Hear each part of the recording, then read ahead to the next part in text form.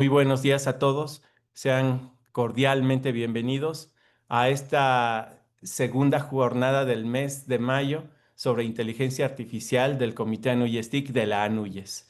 En esta ocasión, pues el tema del mes son los derechos digitales. Y es por eso que pues vamos a tener una serie de expertos que nos van a hablar al respecto con su punto de vista y sobre todo con su perspectiva. Hablar de inteligencia artificial sí ya es una realidad actual, pero también es hablar de futuro, que a veces eso es lo que nos preocupa y que yo siempre he dicho, a la preocupación quitémosle el pre. Estemos en acción, tenemos que movernos, tenemos que hacer cosas para que esto funcione. Y obviamente pues sabemos que esta inteligencia artificial está transformando profundamente a la sociedad, que está generando impactos directos sobre los derechos humanos, eso es clave, y que pues esta sesión propone justamente reflexionar de manera crítica sobre estos retos y oportunidades que esta tecnología y muchas otras seguramente que están siendo tecnologías de frontera, pues nos dan una perspectiva distinta de los derechos digitales. Es por ello que también se abordará la necesidad de garantizar el desarrollo de su uso ético, responsable, centrado en la dignidad humana y además de analizar cómo proteger las libertades fundamentales en un entorno digital que pues está marcado en un uso intensivo pues de algoritmos y data, mucha data. También quiero resaltar el papel de la red ECOS, tanto de CECITI Yucatán, como el día de ayer que estuvo ADIP de la CECITI Ciudad de México, de ADIP y de SECTEI en Ciudad de México. Esta red que comparte experiencias también y muchas lecciones que nos están ilustrando sobre lo que actualmente se está trabajando y que pues este espacio es un reflejo justamente de cómo fomentar ese diálogo multidisciplinario que contribuye justamente a promover que esta inteligencia artificial esté al servicio de las personas. Pues en conjunto, pues es lo que buscamos en este ecosistema digital y pues por ello quiero darle la palabra pues a quien va a moderar este panel y estoy hablando pues de nuestro querido doctor Eugenio Valle de la Universidad Anáhuac, quien presentará justamente a nuestros participantes, a los cuales agradecemos y por supuesto que esto sea un momento para provocar. Muchas gracias y adelante, doctor Eugenio Valle. Y muchas gracias, José Luis. También agradezco a la doctora Carmen Díaz y a Adrián Soto por pues, la invitación a desarrollar en este momento este interesante panel que pues, sin duda nos va a llevar a dialogar sobre algunos conceptos, ¿no?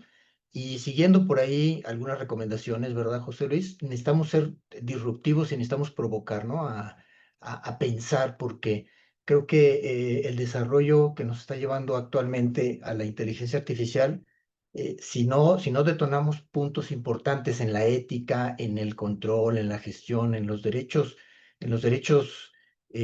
digitales, por supuesto, pues creo que nos vamos a ir topando con muchos problemas a lo largo del camino.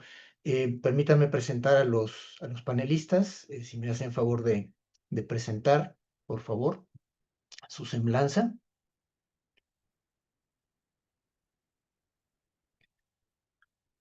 Bienvenido, Enrique Francisco Soto. Él tiene estudios de filosofía y de ciencias de la computación, con estudios de posgrado también en filosofía de la ciencia y en ciencias de sistemas complejos.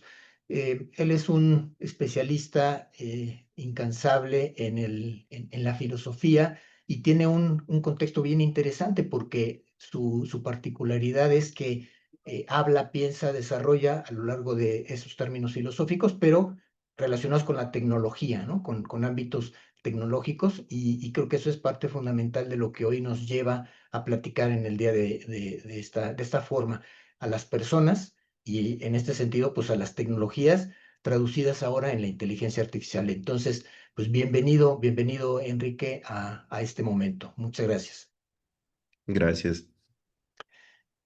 Presentamos también a la doctora Alejandra Herrera de la Universidad Iberoamericana. Ella es vicepresidenta de la Academia Mexicana de Informática y miembro del Consejo Asesor de TIC de la UNAM. Ustedes pueden observar también aquí en su semblanza que la doctora pues ha participado en muchos organismos nacionales e internacionales y bueno pues ha sido referente inclusive a nivel del desarrollo del emprendedurismo en México, con lo cual pues su capacidad y su habilidad para dialogar en este sentido pues es muy amplio, ¿no? También ha asesorado a diversos participantes en tesis de doctorado y de maestría, tiene inclusive coordinación con libros y ha escrito pues en varios capítulos de ellos, ¿no? Es una destacada participante nacional e internacional de varias asociaciones y bueno, pues es un ponente importante también ahora en esta etapa de la evolución de la tecnología en la inteligencia artificial, relacionado también con la parte, pues, de la administración y por supuesto que del derecho, ¿no? Aquí vamos a tener hablando a algunas personas técnicamente especializadas en el derecho. Entonces, bienvenida Alejandra, bienvenida a este momento. Muchas gracias. Gracias, gracias Alejandra.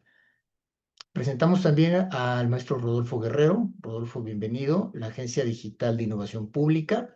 Él es abogado y maestro en Derecho por la Universidad de Guadalajara y también tiene participación en la firma de Coffee Law, que, bueno, está relacionada también a pues, parte de la asesoría en términos del derecho, que ahora le llamamos derecho digital, ¿no?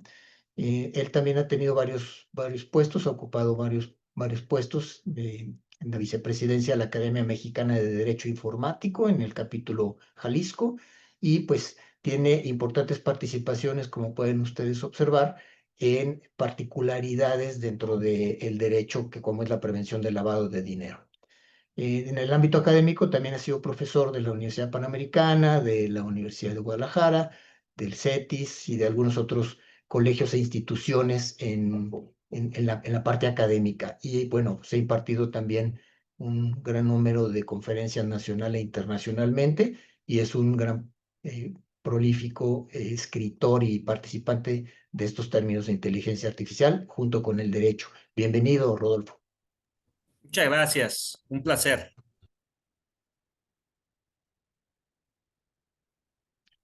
También le damos la bienvenida al maestro Juan Roberto Hernández Villalobos, por parte del Tecnológico de Monterrey. Bueno, él ha trabajado en el sector público también y en diversas instituciones de cooperación internacional, inclusive desarrollando parte de proyectos disruptivos, ¿no? Esa palabra es muy comúnmente utilizada, la parte de la disrupción, que habla un poco de salirse del molde, del modelo, de crear cosas que posiblemente no existan y desarrollarlas para llevar a un mejor fin. Tiene pues también participación en diversas áreas y actividades de la tecnología. Hoy le llamamos inteligencia artificial, pero también hay una transformación digital e innovación permanente dentro de todos nuestros entornos. Ha sido también participante y colaborador de promoción de derechos humanos, de la ética, gestión cultural y vida social, que esto pues habla de un entorno que integra a todas las personas, ahora integrándolo o incorporando también el desarrollo de la tecnología, vuelvo a repetir, inteligencia artificial en nuestro caso particular.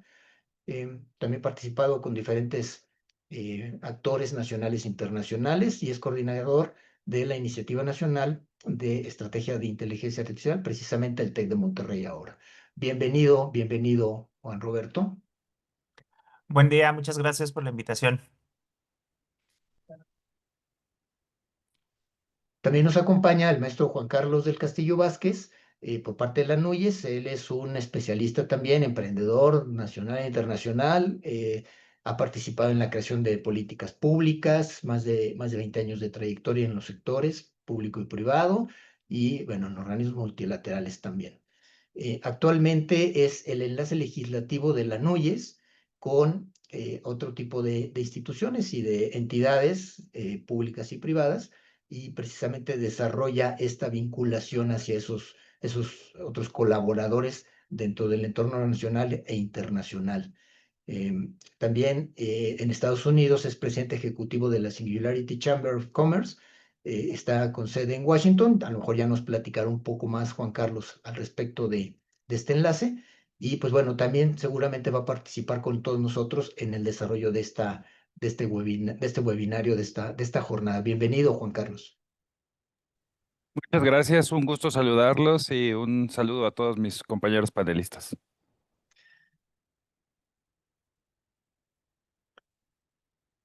Pues muy bien.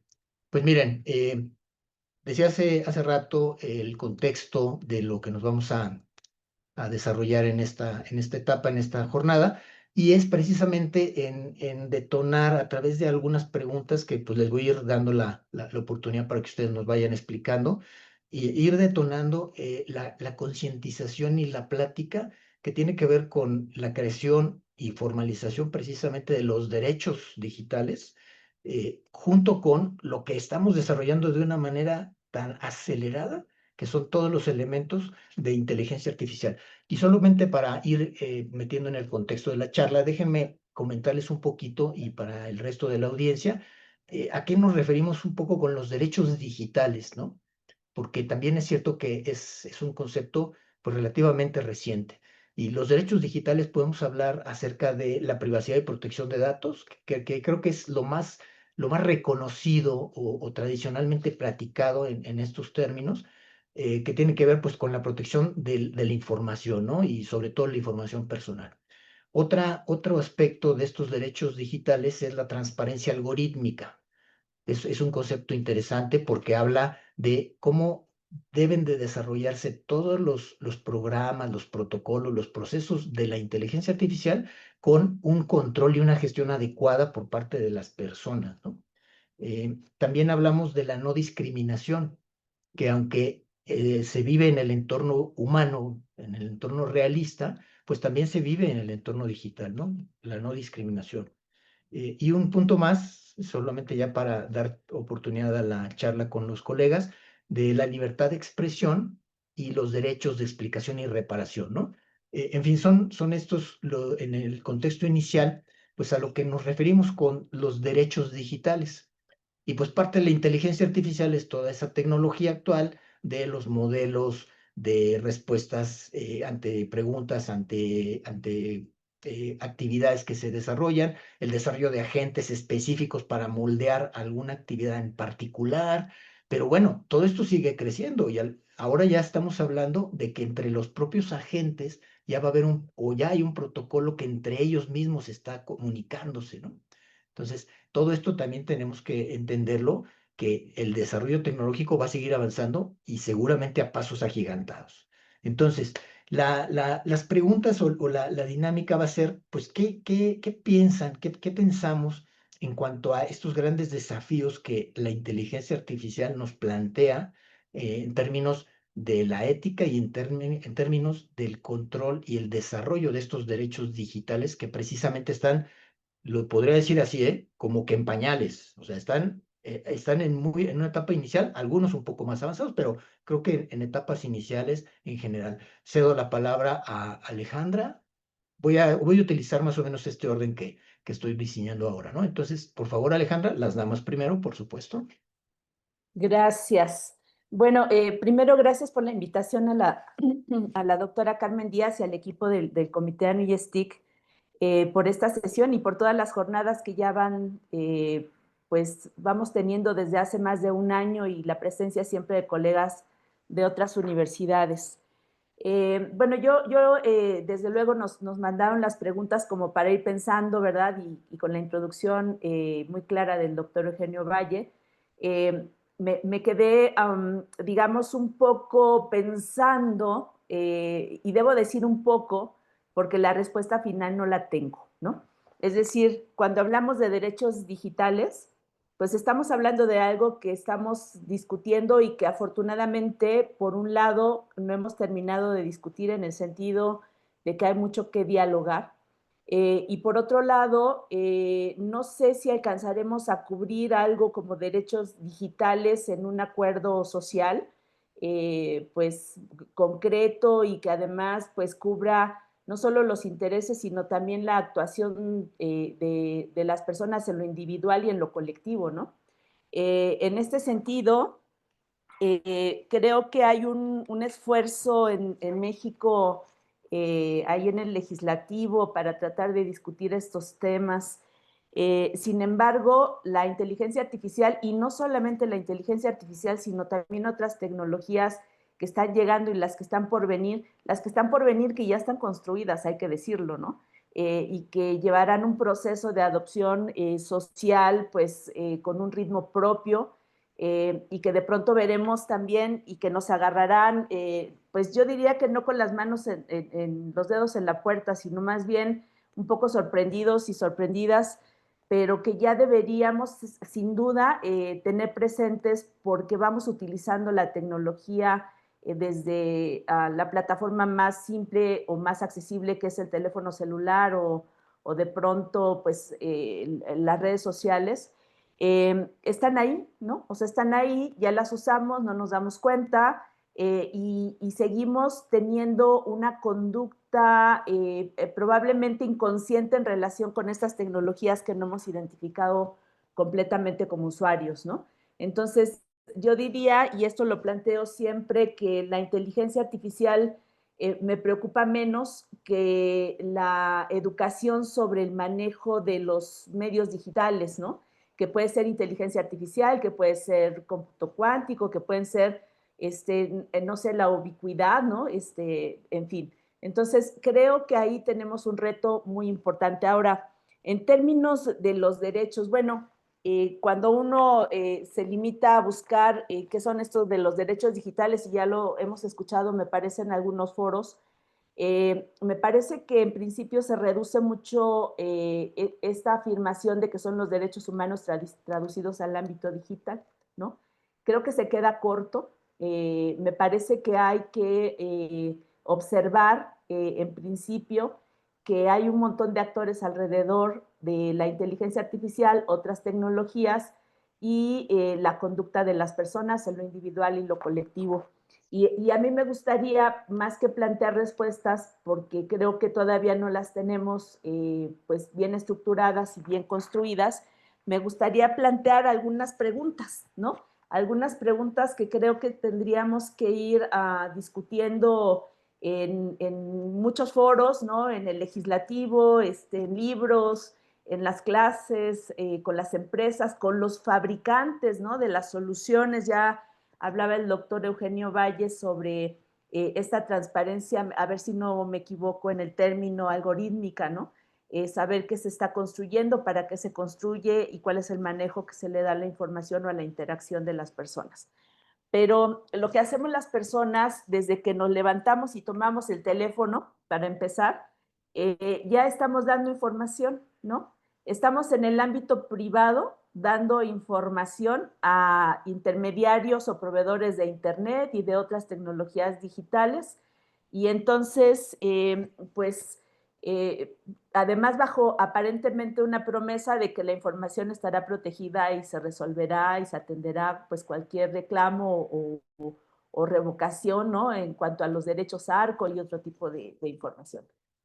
No lo sé, porque de pronto vemos las bases de datos, ¿verdad? Comprometidas ahí en espacios públicos, a la venta, etcétera.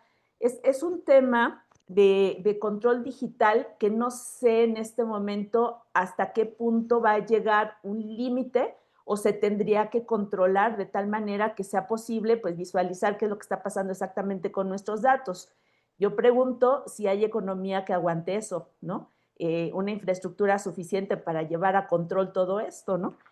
La otra que me gustaría comentar, y bueno, se ha hablado también como un tema relevante, la brecha digital, ¿no? En donde pues hablamos de las personas. Yo escuchaba a propósito de que este domingo tenemos elecciones, que están los perfiles de los y las candidatas en la red, pero yo quiero saber si toda la gente en el país tiene acceso a la red, ¿no? Y si hay acceso a la red, si todo el mundo tiene habilidades digitales para poder manejar esa información y acceder a ella, ¿no? Entonces, creo que estamos dejando de lado un segmento muy importante de la población en la toma de decisiones, ¿no? Y también en la participación ciudadana. Por otro lado, se ha planteado también como parte de estos derechos, pues tener en cuenta, y lo hablaba hace un momento, que estamos trabajando las personas, al final estamos trazando una huella digital, ¿no? La huella digital, que significa que vamos dejando pues una línea de toda nuestra conducta, nuestra información, nuestros datos personales, etcétera, en las plataformas digitales, ¿no? Entonces, si estamos en el ámbito privado, yo plantearía si esto hace que se vuelva pública la información, porque ya no tenemos control de ella una vez que la soltamos, incluso desde la parte más íntima de nuestra casa, el baño, la recámara, la cocina, ¿no? O las empresas al avisarnos que van a hacer el mejor manejo posible, pues yo no sé si tienen un medio de auditoría suficiente y confiable, ¿verdad? Que nos permita pues sentirnos seguros y seguras de que esta información está saliendo desde el momento en que abrimos los ojos en el día, ¿no? Eh, otro elemento de discusión que también me parece que no tenemos todavía pues suficientemente dialogado, ¿no? Porque además parte de los planteamientos de derechos digitales habla de una Internet neutral. Pero vaya, de verdad podemos tener contenidos digitales sin sesgo, ¿no? Aquí yo plantearía quién es dueño de la verdad, o sea, quién tendría que decir que una información es cierta o no es cierta, si determina, digamos, una cierta orientación hacia una preferencia política, hacia una idea social, ¿no? Hacia una postura discriminatoria o no discriminatoria, etcétera. Y si esto equivaldría a limitar o controlar o restringir la libertad de expresión, ¿no? En términos de que, pues, entonces si alguien tendría que, bajo este, digamos, este planteamiento, si se quiere limitar o controlar, y alguien tendría que determinar cuál es la verdad o quién tiene la razón, pues entonces si no se está atentando, se está vulnerando el derecho a la libertad de expresión.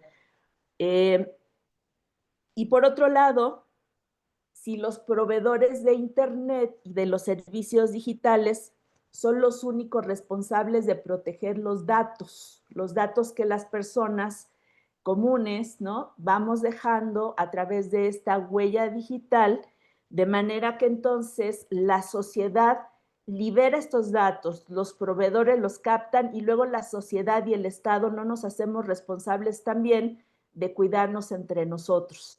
Entonces, me gustaría dejar esos planteamientos. Sé que hay otros elementos alrededor de los derechos digitales, pero me gustaría dejarlos ahí simplemente para, pues, a las personas que hoy nos acompañan, que les agradecemos mucho que estén aquí escuchándonos, pues se los lleven y los puedan incluso discutir en sus aulas, ¿no? Me parece que habría que también provocar a nuestros estudiantes para que se involucren en estos temas. Gracias, doctor Sí. Valle.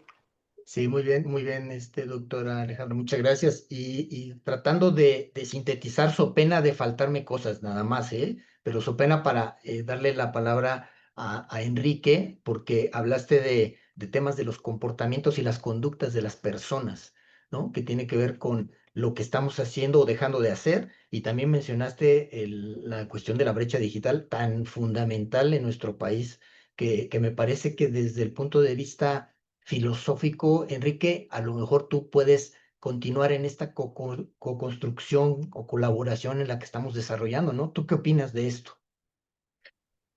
Bueno, yo tengo tres puntos grandes anotados. El primero es que en la discusión que tenemos recientemente sobre la necesidad de construir este otro conjunto de derechos que ya me dijo la colega Alejandra Herrera que no se trata únicamente de una traducción de lo que significa el derecho humano al, voy a ponerlo entre comillas gigantes, mundo de lo digital. eh, hay un trasfondo histórico antiquísimo. Una de las cosas que nos suele preocupar es que en todo el discurso se habla de la inteligencia artificial como agentes, como cosas involucradas en el mundo que tienen lo que llamamos eficacia causal, ¿no? Que pueden hacer cosas, que pueden producir cambios en el medio y en sí mismos eh, mediante efectores y consumiendo información a través de sensores. Em, no obstante esto, todo el análisis de la máquina que nos ha acompañado por mucho tiempo no parece darnos suficientes razones para pensar que las inteligencias artificiales son en este momento cosas separadas de sus diseñadores. Entonces, por ejemplo, cuando nosotros damos el curso de inteligencia artificial en la Facultad de Ciencias, procuramos marcar que estamos hablando de sistemas de inteligencia artificial, no de agentes, no de entidades que nos acompañan en el mundo. En todo caso, nos acompañan como extensiones de nuestras capacidades cognitivas, de nuestra capacidad de actuar sobre el mundo y de cambiarlo. Y entonces, bueno, a veces la discusión sobre los derechos humanos frente al mundo digital y la inteligencia artificial, particularmente la discusión de los neuroderechos, tiene que darle la vuelta a, a que de pronto el agente inteligente aparece como una cosa que también debe detentar derechos, ¿no? Ah, bueno, vamos a hablar de los derechos humanos, entonces también vamos a hablar de los derechos de estas máquinas esclavizadas a nosotros, ¿no? Y esa es una de mis preocupaciones usuales, que no abrirle la puerta a estos discursos que suelen ser estériles, no solamente en el sentido de que no permiten el avance de una discusión más nutritiva sobre cómo mejorar la experiencia humana de vivir y de interactuar con nuestras creaciones, nuestras herramientas, sino porque no hay un consenso sobre si de hecho estas grandes conglomerados de agregados tecnológicos ya cualifican como agentes con experiencia mental. Entonces, bueno, uno de los problemas de meternos en esta discusión es que suele darse el caso que se pone adelante del bienestar humano en la interacción en el Internet la producción de inteligencia artificial, el que podamos hacer más porque tiene en sí misma la promesa de mejorar nuestras vidas en el futuro. Hemos escuchado discursos a lo largo de estos últimos meses, una vez que nuestro vecino del norte cambió de gobierno, sobre cómo incrementar la infraestructura tecnológica de la inteligencia artificial nos llevará a una suerte de utopía médica, donde tendremos acceso a las curas para todos los males que nos aquejan como humanidad. No va a haber más cáncer, no va a haber más diabetes, no va a haber más hipertensión. Estos agentes totalmente bueno, universalmente entrenados con la información de todos los seres humanos a los que tengan acceso, serán capaces de predecir nuestras conductas alimentarias y de saber cuándo vamos a desarrollar ciertos o cuáles males y de esa forma atajarlos, ¿no? Prevenirlos. Y hay dos grandes problemas con esa perspectiva a los que me voy a referir. La primera es que en realidad no sabemos si eso es tecnológicamente factible, si hay recurso material en este planeta que alcance. De hecho, sabemos que las máquinas, así llamadas de cómputo, tienen limitaciones teóricas muy rústicas. O sea, tienen capacidades que son bastante, eh, pues, basales. Saben hacer cosas muy simples. Y pensar que por agregarle más piezas a la máquina, pero no cambiarle, digamos, su capacidad natural dada por las piezas que tiene, pues parece ilusorio. Pero el segundo punto que nos atañe usualmente en el grupo de investigación que lidero, es que esto otra vez nos devuelve a lo que dije en algún momento en la reunión con la agencia y Redecos en ese momento en que inauguramos los trabajos. eh, Nuevamente estamos tratando de reducir la experiencia humana a lo que llamamos observables numéricos, a cosas que se van a insertar, números que se van a insertar en una matriz y sobre los cuales se van a ejecutar ciertos algoritmos estadísticos para predecir más o menos cómo va a ser el comportamiento de aquella cosa que fue codificada en los números. Un resultado interesante filosófico que no tiene muchísimos años es que cuando uno hace eso, en realidad de lo que aprende es de los números, no de las cosas que están codificadas en los números. Entonces, todo esto es, como le estaba diciendo, un eco antiquísimo de la metáfora de la máquina de Descartes, del universo del relojero de Newton, de todo este gran empuje que tuvo la ciencia de buscar una explicación que redujera las otras ciencias a una, llamémosla así, gran ciencia reductora, usualmente la física, La física era la ciencia que nos daba el basamento necesario para explicarlo todo. Y bueno, la ciencia cognitiva, las ciencias sociales han encontrado casos en los cuales esta reducción no se sostiene. Entonces, la inteligencia artificial supone un pasito de vuelta a la explicación reductora. ¿Ven cómo sí funciona? ¿Ven cómo sí podemos hacer muchas cosas si reducimos a la gente a los números? ¿Ven cómo podemos predecir tantos comportamientos? Ya podemos predecir los tokens de lo que queremos en una conversación, que eso es lo que hace un gran modelo de lenguaje, ¿no? Como el que se usa ampliamente en la educación media superior. Eh, y bueno, eso instala un problema a la hora de discutir estas cosas porque necesariamente debemos asumir una postura filosófica eh, que nos permita hablar o no hablar de ciertos agentes que van a interactuar en este mundo. Que insisto, también le puse las comillas a mundo digital porque no creo que exista ajeno a nosotros. Así como no creo que exista el mundo de los martillos, tampoco creo que exista el mundo de a ver qué les gusta, de las televisiones, ¿no? El mundo televisivo, el mundo de los medicamentos que controlan la presión. Yo hablo de eso porque soy hipertenso, entonces siempre se me viene a la mente.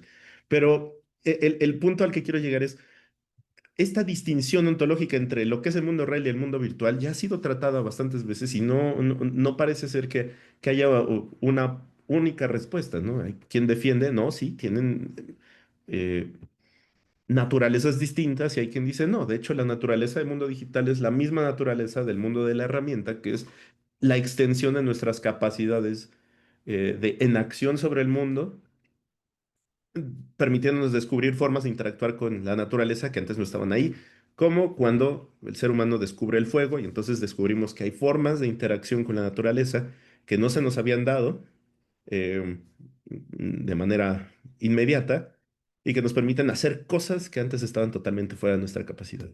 Entonces, bueno, para mí siempre ha sido muy relevante, muy relevante saber que debemos de escoger dónde pararnos. Defendemos a la inteligencia artificial como un conjunto de agentes con los cuales ahora interactuamos, o asumimos que la inteligencia artificial es, de hecho, una instancia más del desarrollo de software eh, mediante el cual interactuamos con el mundo. Eh, Hay en este momento grandes programas del llamado aceleracionismo que acuñó un filósofo británico que se llama Nick Land, que proponen que de hecho estas cosas sí son separadas, que no son herramientas, sino que tienen le voy a poner una ontología a la que no pertenecemos y que además debemos de desarrollarla sin control. Que la idea para llegar a ¿cómo le llaman ellos? La singularidad tecnológica, donde todo el bienestar esté dado para todos, está únicamente alcanzable a través del desarrollo sin control alguno.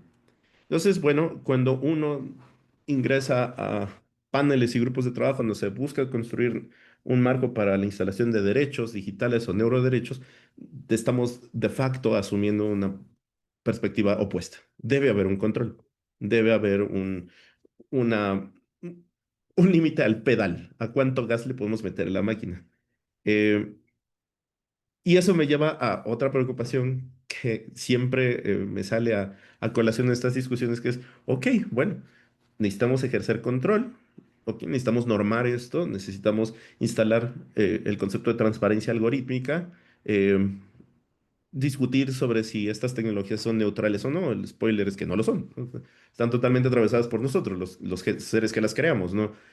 Bueno, si asumimos la postura de que nosotros las usamos como herramientas, ¿no? Si asumimos la postura de que ellas viven en el topos Uranus platónico y que vienen aquí y se instancian con nosotros y comparten la realidad, pues tal vez sí son neutrales en algún sentido que no, yo no discutiré.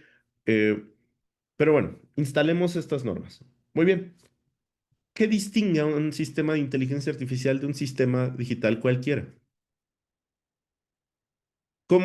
¿Qué es requerirle transparencia algorítmica a una empresa que produce inteligencias artificiales para, no sé, detectar el envejecimiento en las personas. Y cómo eso es distinto de requerirle transparencia algorítmica a una empresa que literalmente construye algoritmos para mejorar la producción de piezas en una fábrica de coches, a partir de inferencias muy rudimentarias sobre una base de datos. Entonces, eso nos mete en un problema, porque entonces debemos de trabajar, de hecho, desde el inicio en decidir qué es la inteligencia artificial. ¿Cómo se separa de todos los demás desarrollos tecnológicos? Porque si yo quiero transparencia algorítmica, algoritmo es una palabra absoluta y totalmente universal. Es todo aquello que se pueda construir sobre una máquina de Turing.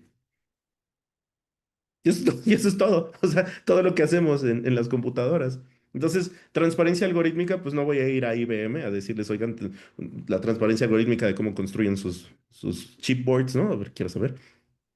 Entonces, esto nos mete en problemas, otra vez, de corte ontológico y epistémico. ¿Cómo decidimos que esta cosa es o no inteligencia artificial? Y para mí, ese de hecho es el meollo de todo esto.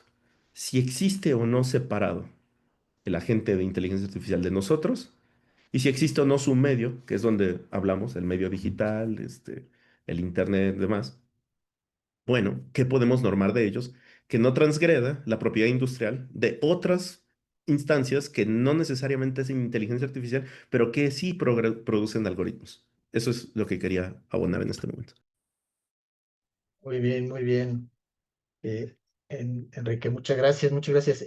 Igualmente rescato un par de ideas de lo que tú estás generando.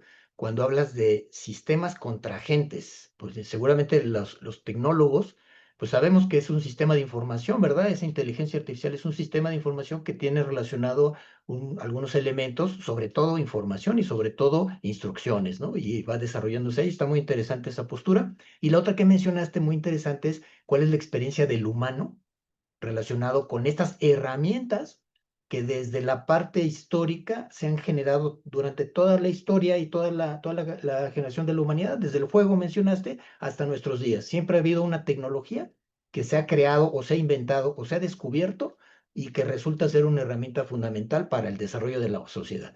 Con esto también le doy paso a Rodolfo para que igual desde su perspectiva de derechos y del ámbito académico, nos vas a presentar algo también por ahí, Rodolfo. ¿Cómo traducimos estos derechos humanos al ámbito digital, verdad? Es una pregunta también que salió de repente. Adelante, Rodolfo. Gracias, estimado doctor Eugenio. Saludo a mis compañeros de panel, a Enrique, que me ha encantado su intervención, por cierto, al igual que a la doctora Alejandra Herrera y a todos quienes integran esta maravillosa convocatoria académica. Y también, por supuesto, agradezco tanto al doctor José Luis Ponce como a la doctora Carmen Díaz Novelo. Bien, justamente en atención a la invitación, que es muy importante, desde luego, atrevo a apuntalar con ustedes y con el auditorio digital sobre lo siguiente. Por una parte, teniendo en cuenta una tutela efectiva de los derechos digitales que desde ya advertimos, no es simplemente decir, pues son los derechos humanos reconocidos desde la Declaración Universal en 1948 a lo que es los entornos digitales, sino que es un nuevo posicionamiento dado a la progresividad que también sugieren pues las propias tecnologías y de lo cual no es antagónico el derecho al ser también una ciencia. Y la regulación, por otra parte, de la IA en México, que por cierto, esto no sé si nos debería alarmar, yo considero que sí, son más de 100 proyectos que se han presentado en los últimos años por parte del legislativo sobre inteligencia artificial y ninguno ha dado en el punto central, aunque hay que decir que alguno sí se ha acercado. A mi parecer, desde ya lo digo, hago un pequeño paréntesis, uno presentado y en donde intervino una consultora de los Estados Unidos con el entonces diputado Ignacio Loyola de la bancada del PAN, donde proponía, por cierto, generar un comité de ética, regulación en IA y de la robótica. Bien, justamente en atención a esto, siempre me es importante poner en relieve, y más por lo que han dicho mis compañeros de panel, lo siguiente, ya que apuntala también a un nuevo paradigma del derecho y obviamente de cómo se desempeña la sociedad.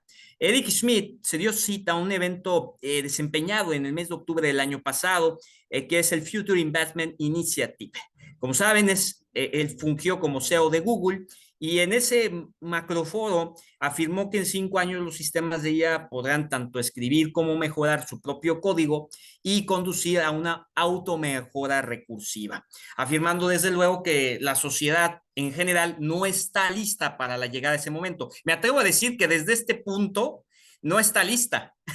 No está lista, sigue hablando de la IA como cuando se acuñó en el siglo pasado por aquella icónica conferencia en donde intervinió Klaus Shannon, John McCarthy y Minsky. Bien, entonces vamos nada más a atender rápidamente esto porque es importante. Eric Schmidt, former CEO and chairman of Google and Alphabet. There's nobody on the planet that I think holds your stature in this field. Thank you for all that you've done. The path to AGI, we talk about AGI, it's this blurry line of what is AGI. So do you have a definition for it? And why is it so exciting? Why is, Sam saying, I'll spend $50 billion, whatever it will take? Talk about that, please. It's worth understanding what will happen in the next 5 years. Please. And the work that these guys highlighted and others on the panel will highlight are going to generate savants, that is, specialized assistants that will work with you in whatever you do. An artist savant, a music savant, a physics savant, and so forth.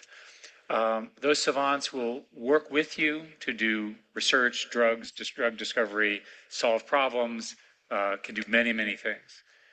Why 5 years? Because today we have all the components necessary. We have planning, we have the ability to do forward and backward reasoning, we can do stepwise reasoning, we can go against objective functions that are much more complicated than they used to before, and we can generate arbitrary code.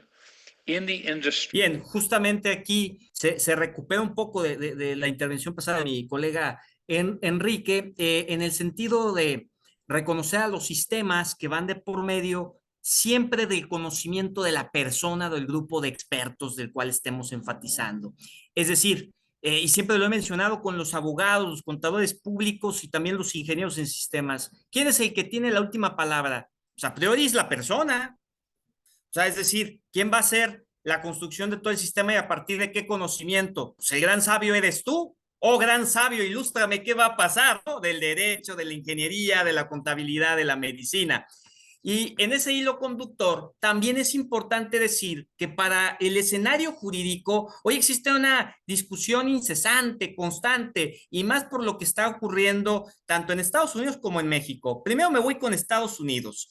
Estados Unidos recientemente ha generado mucha noticia por el uso de un avatar a petición, bueno, de un justiciable que quiso presentar un video donde nunca sospechó quienes integran el Departamento Judicial de la Suprema Corte de Nueva York, que sería un avatar, y generó una conmoción enorme en ese sentido, y en donde, a propósito de esto, el justiciable Jerome Delwall bien argumenta que solicitaba a la Corte poder presentar un video por algunos detalles en cuanto a la argumentación de lo que era su caso. Sin embargo, nunca se dijo que sería un avatar, y quiero poner en relieve algunos puntos críticos porque son muy importantes hoy que estamos hablando de avatares, hoy que estamos hablando de nuevos modelos de productividad, que a la luz del derecho, en este caso en cuestión, resaltan 3 aspectos muy importantes.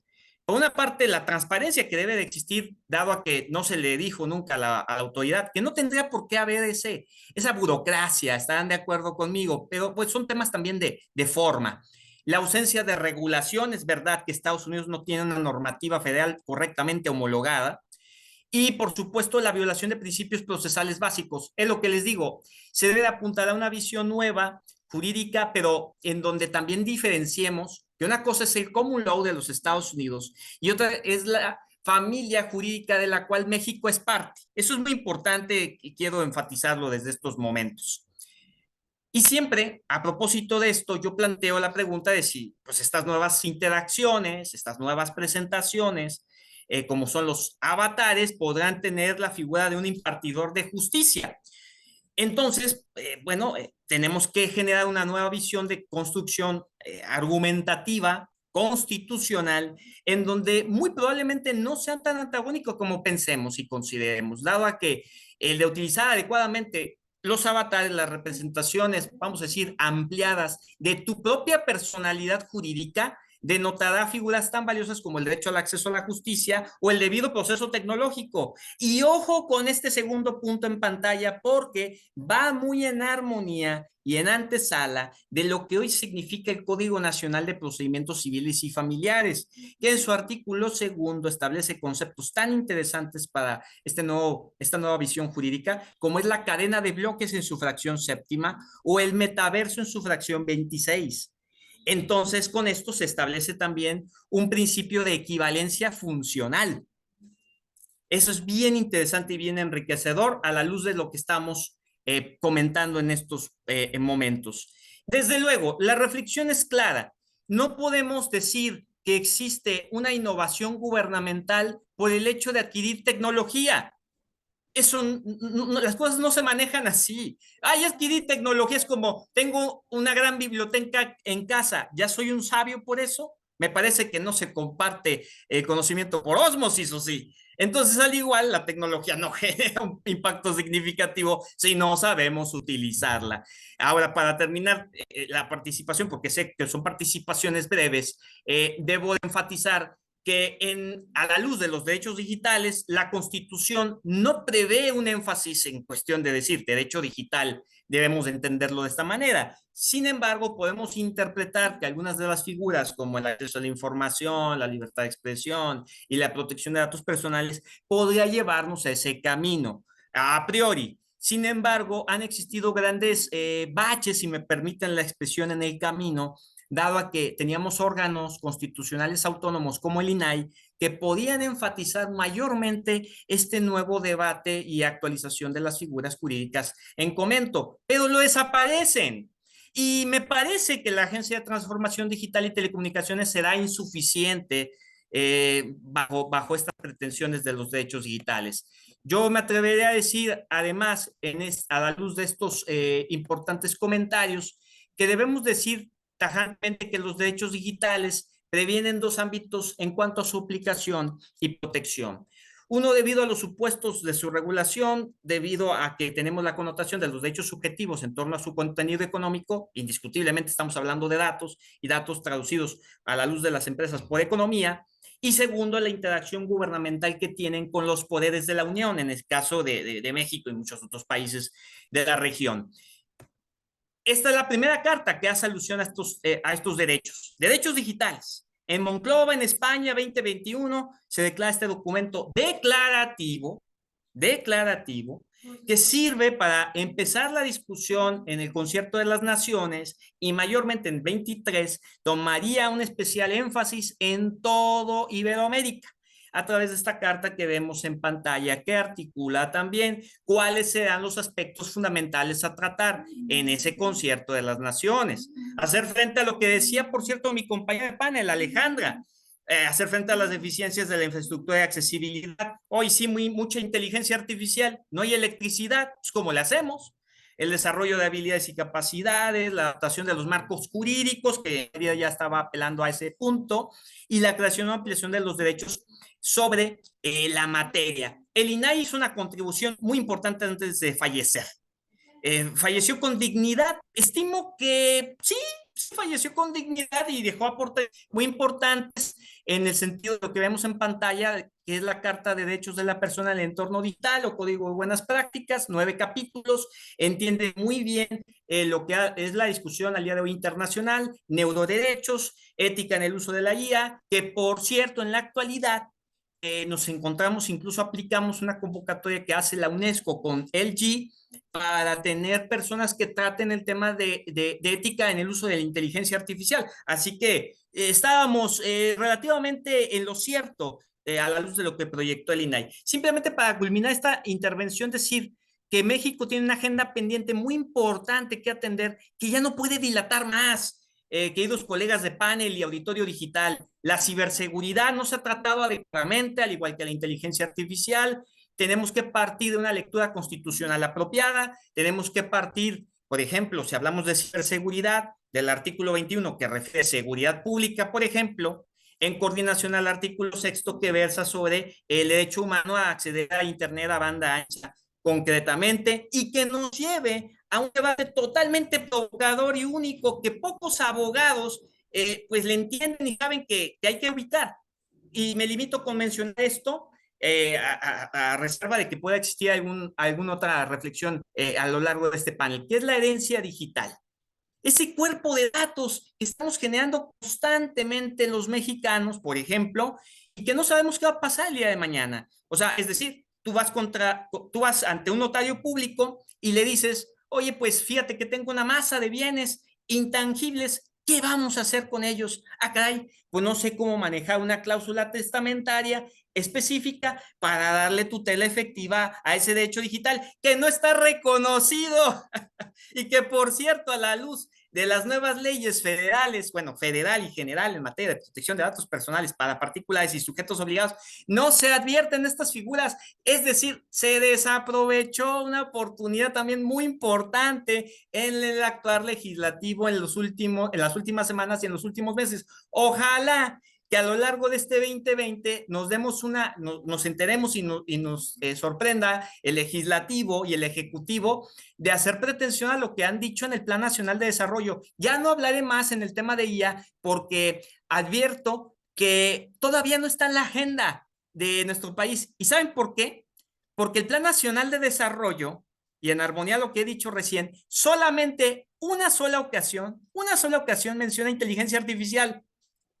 Entonces, me parece, y sin tener la esfera de cristal en la mano, queridos colegas de panel y auditorio digital, primero empezará telecomunicaciones, tal vez sigas una cédula digital para todos los mexicanos, que es muy importante que la tengamos, ¿verdad? Pero no tenemos garantizada la protección de datos ni la ciberseguridad. Y tal vez después ya se dé la inteligencia artificial. Y muy probablemente en dos términos. Uno, que vaya mucho sobre el control, no un control adecuado sobre el uso idóneo de esto, sino, a ver, ciudadano, ¿qué estás haciendo, no? ¿Estás diciendo algo malo del gobierno? Quiero saber. Y por otra parte, tal vez esa sea una connotación positiva en armonía en temas de propiedad intelectual, en donde a propósito de los avatares se versa en una narrativa de la cual los propios sistemas de inteligencia artificial sean los titulares de los derechos morales de las obras que se generen a partir de este nuevo paradigma, pero por otra parte la persona de carne y hueso sea la acreedora y quien goce de los derechos económicos producidos por inteligencia artificial generativa. Bien, a ver qué pasa.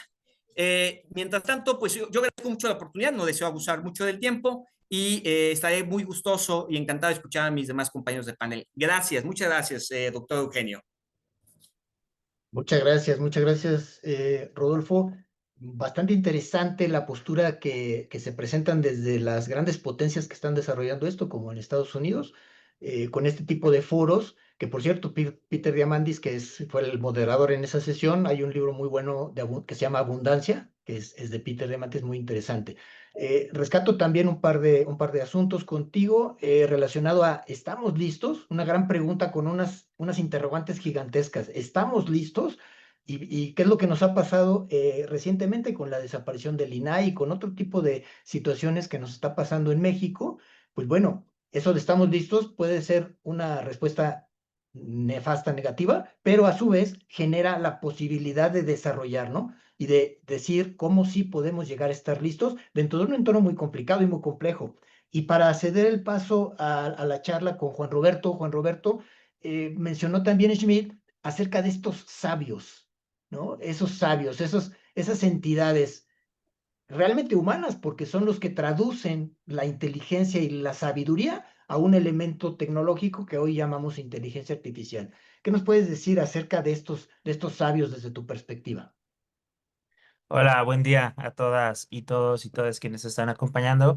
Y bueno, a mí me gusta mucho hablar de la otra parte, que luego se nos olvida mucho y que también la parte de la discusión o de todo lo que conlleva la parte de la inteligencia artificial, la regulación, los derechos digitales, pues es la parte de las personas, ¿no? O sea, no podemos tener o estar generando temas sin incluir a las personas, las usuarias finales, ¿no? Entonces, a mí creo que desde la parte de la academia, desde las universidades, creo que también tenemos un gran reto, no solamente en proponer investigación justo para estas grandes discusiones que hemos estado escuchando en cuanto a la legislación, en cuanto a la protección, pero justo ayer tenía una conversación con una experta en derechos humanos y la realidad es que las personas no sabemos qué son los derechos humanos.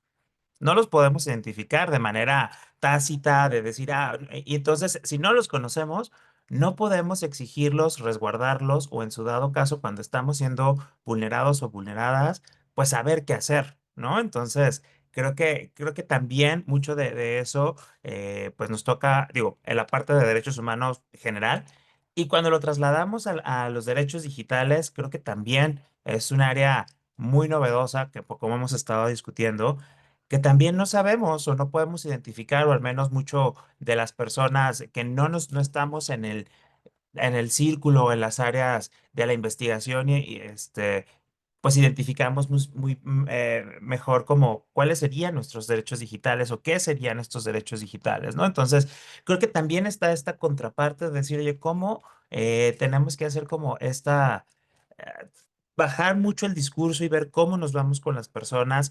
Y también creo que coincido mucho con Enrique y con algunos comentarios que han hecho Alejandra y Rodolfo. Creo que también luego de repente los medios o en el uso coloquial del tema de la inteligencia artificial le hemos dado como una materialidad, como el monstruo de las mil cabezas, y dejamos de lado justo esta parte de que somos personas las que estamos construyéndola, ¿no? Y que creo que yo personalmente mi postura siempre en todos estos temas es apostarle mucho a las personas, a quienes ya las están desarrollando, a quienes están por desarrollarlas, porque luego también estamos teniendo una visión muy adultocentrista y pues vemos que todos estos cambios tecnológicos nos están atrapando y nos están ganando en las conversaciones administrativas, legales, de regulación, etcétera. Cuando vemos chavitos de 12, 13 años que ya están desarrollando, están haciendo juegos y están metiendo temas y pues no sabemos bajo qué perspectiva o con qué respaldo lo están haciendo o con qué contexto en torno a los derechos humanos y a los derechos digitales lo están haciendo. Entonces, yo personalmente, mucho de lo que me gusta hacer también es pues esta parte de alfabetización de la inteligencia artificial, porque sí queremos generar una conciencia en la sociedad, pero muchas veces las personas no sabemos cómo funciona la inteligencia artificial, ¿no? O las nuevas tecnologías a nuestros niveles, ¿no? O sea, no quiero que a lo mejor mi mamá entienda específicamente cómo funciona la red neuronal, por decir algo, pero sí saber que se conforma de datos, de algoritmos, que sin datos pues es más complicado, que hay ciertos sesgos, etcétera. Y creo que también por aquí veía en los comentarios apostarle también a los sesgos cognitivos que luego como personas o las personas que desarrollan pues llevamos, porque traemos una carga sociocultural muy grande que luego queremos que todo sea, digo, yo no desarrollo y cuando empecé en estos temas de inteligencia artificial, yo decía, bueno, pues a lo mejor va a haber una máquina, un protocolo, un programa, algo que identifique sesgos. Y pues de entrada lo más fácil es analizar tu base de datos, ¿no? ¿Cuántos hombres, cuántas mujeres, de dónde vienen, chalala? Digo, un primer acercamiento. Entonces, para mí fue como regresar una parte a este tema de los cuestionamientos básicos, ¿no? De decir, oye, ¿qué estoy haciendo? ¿Cómo lo estoy haciendo? ¿Desde qué perspectiva? ¿Cómo cuestiono yo como persona desarrolladora? ¿Desde dónde, bajo qué criterios estoy incluyendo a las personas? Porque luego, por ejemplo, salía el tema de inteligencia artificial para la protección de los derechos de las personas de pueblos originarios, ¿no? Entonces era como, ok, lo necesitamos, lo necesitan ellas, lo necesita o sea, a lo mejor desde una visión como más, eh, paternalista, es de sí, claro, ¿no? Pero a lo mejor ellos dicen, oye, yo estoy asumiendo y estoy hablando en voz alta, pero creo que tenemos que integrar esa diversidad. También me tocaba platicar un poco sobre el tema de la diversidad. Ahora que viene también en junio, por el mes de la celebración del orgullo, yo decía, es que al hablar de diversidad no solamente es de integrar perspectiva de género, de diversidad sexual, también hay que integrar perspectiva de personas con discapacidad, de adultos, de temas de edad, bueno, de orígenes, etcétera, ¿no? Entonces, creo que también apostarle mucho a ese tema de la diversidad nos va a hacer ver las diferentes perspectivas de cómo puede influir, cómo puede incidir una solución desarrollada con o sin inteligencia artificial. Apostémosle a las tecnologías o a las nuevas tecnologías, porque también podemos hablar pues, las neurotecnologías o la biología sintética, etcétera, que ya vienen, también ya nos están ahí pisando los talones, que ya están más cerca de lo que creemos. Y bueno, creo que también debemos de apostarle a estar socializando mucho estos temas de acceso universal a Internet, lo que ello conlleva, que creo que también es un gran reto para las instituciones, pues proveer, capacitar y tener como esta amplia gama de upskilling y reskilling de las personas, porque pues hablar de acceso universal a Internet estamos hablando de infraestructura, estamos hablando no solamente de ingresar para poder aprender a utilizar para ver videos en YouTube, ¿no? Digo, el que utilicemos las tecnologías no es necesariamente decir que ya a lo mejor le damos un sentido, ¿no? Las utilizamos, pero a lo mejor cómo generamos ese uso más consciente, más enfocado hacia el bien común, con mucho más sentido en temas de productividad, de competitividad, de responsabilidad, de ética. Bueno, hay como todo un abanico y hay diferentes perspectivas, ¿no? En la privacidad y la protección de datos también, esta parte que luego decimos, sí, claro, debemos de hacerlo, debemos garantizarlo, pero ¿qué pasa en algo tan sencillo cuando decimos, bueno, tienes que darme tus datos si quieres utilizar esta aplicación para ponerte una carita de reno y si no, no utilices mi aplicación, o sea, no la puedes utilizar? ¿Tengo derechos ahí? ¿No tengo derechos? ¿Qué se puede hacer? El tema del derecho al olvido. Según yo, pues a lo mejor sí ya solicité que se borraran mis datos, pero mis datos, eh, ¿cómo tengo la certeza de que se borraron y que no nada más me dijeron, sí, los cambiaron de carpeta, ¿no? Digo, por simplificarlo, y a mí me gusta mucho hablarlo a un nivel como muy, muy, muy, muy básico, precisamente porque creo que es la manera en la cual podemos empezar a hacer estos sentidos con las personas y que de aquí podemos sacar muchos insights o muchas, eh, pues pistas de cómo a lo mejor podemos abonar a una legislación mucho más acorde a los usos de las personas, ¿no? Digo, creo que son diferentes niveles. Abono mucho que a mí me gusta mucho irme al nivel más básico y de socialización, de alfabetización de la inteligencia artificial y que creo que también es importante pues eso, ¿no? También abordar desde los derechos humanos, los objetivos de desarrollo y ahora los derechos digitales, cómo los podemos transmitir a las personas que nos toca estar al frente de grupos, que nos toca pues socializar también con alumnos, con alumnas, para todos estos temas. Y algo que también me ha gustado mucho es como perderle como todo este miedo también a dejar de hablar como cuando, la inteligencia artificial, porque luego la gente cuando no nos metemos a investigar más, y lo digo de manera personal, es de, no, claro, ya nos va, una inteligencia artificial general, ya va a venir y ya va a pensar, y entonces ya cuando analizamos y vemos que es como una iniciativa que está funcionando en tal parte del mundo con un contexto muy específico y que a lo mejor lo más que yo puedo acceder ahorita es, no sé, a una rumba, ¿no? Que para que me trapee y me barra la casa, ¿no? Entonces, o sea, creo que también el dimensionar todas estas grandes riesgos, que no estoy minimizando los riesgos, solo creo que cuando lo bajamos a la sociedad o a la sociedad en general, por generalizar, creo que también deberíamos de ver cómo damos estas herramientas extras de conocimiento para que puedan generar un criterio mucho más informado y aterrizado a nuestra realidad, que como bien decían, si no hay luz, pues, bueno, o sea, ya dejemos de hablar de inteligencia artificial, no tenemos refri, ¿no? Nosotros, la comida se nos echa a perder, ni más con estos calorones que está viendo ahorita en Ciudad de México, en Guadalajara, etcétera, ¿no? Entonces, creo que a mí me gusta mucho como un poquito dar como todo este contexto también para ver desde qué perspectiva lo podemos abordar. Yo sí soy, yo sí estoy como muy a favor del uso de la tecnología, pero también estoy muy a favor de ver cómo generamos esos sentidos de responsabilidad y desarrollo ético, que muchas veces es muy complicado pero yo creo que sí hay maneras en lo cual lo podamos, pues, ir platicando, ¿no? Aquí con las personas, digo, y sobre todo que bien también lo comentaba el maestro Rodolfo, o sea, tenemos nuevos retos en temas de derechos de autor, ¿no? O sea, recientemente, la otra vez estaba buscando personas expertas en derechos de autor e inteligencia artificial, y bueno, o sea, fue complicadísimo, porque, o sea, son nuevas áreas de oportunidad, nuevas, perdón, segmentos, nuevas actividades que pues van siendo como muy específicas, ¿no? Entonces, creo que hay grandes áreas de oportunidad. Ahorita en la industria también hay mucha necesidad de gente que esté especializada en temas de gobernanza de la inteligencia artificial o de las tecnologías.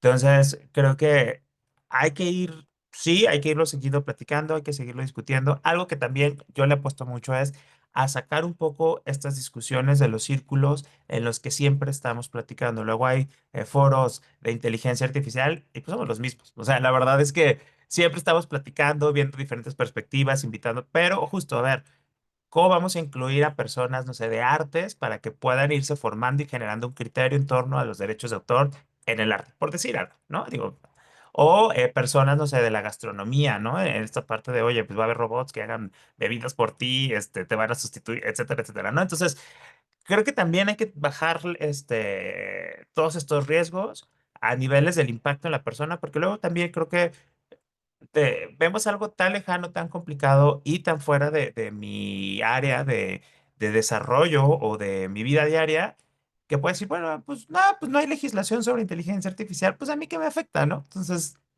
creo que también hay que abonar un poco a esa parte de la perspectiva más tanto transdisciplinar como multidisciplinar y también pues a diferentes niveles de entendimiento para poder incluir cada vez a más personas en esta discusión y sobre todo una reflexión sobre la inteligencia y el impacto, inteligencia artificial y el impacto en la vida diaria.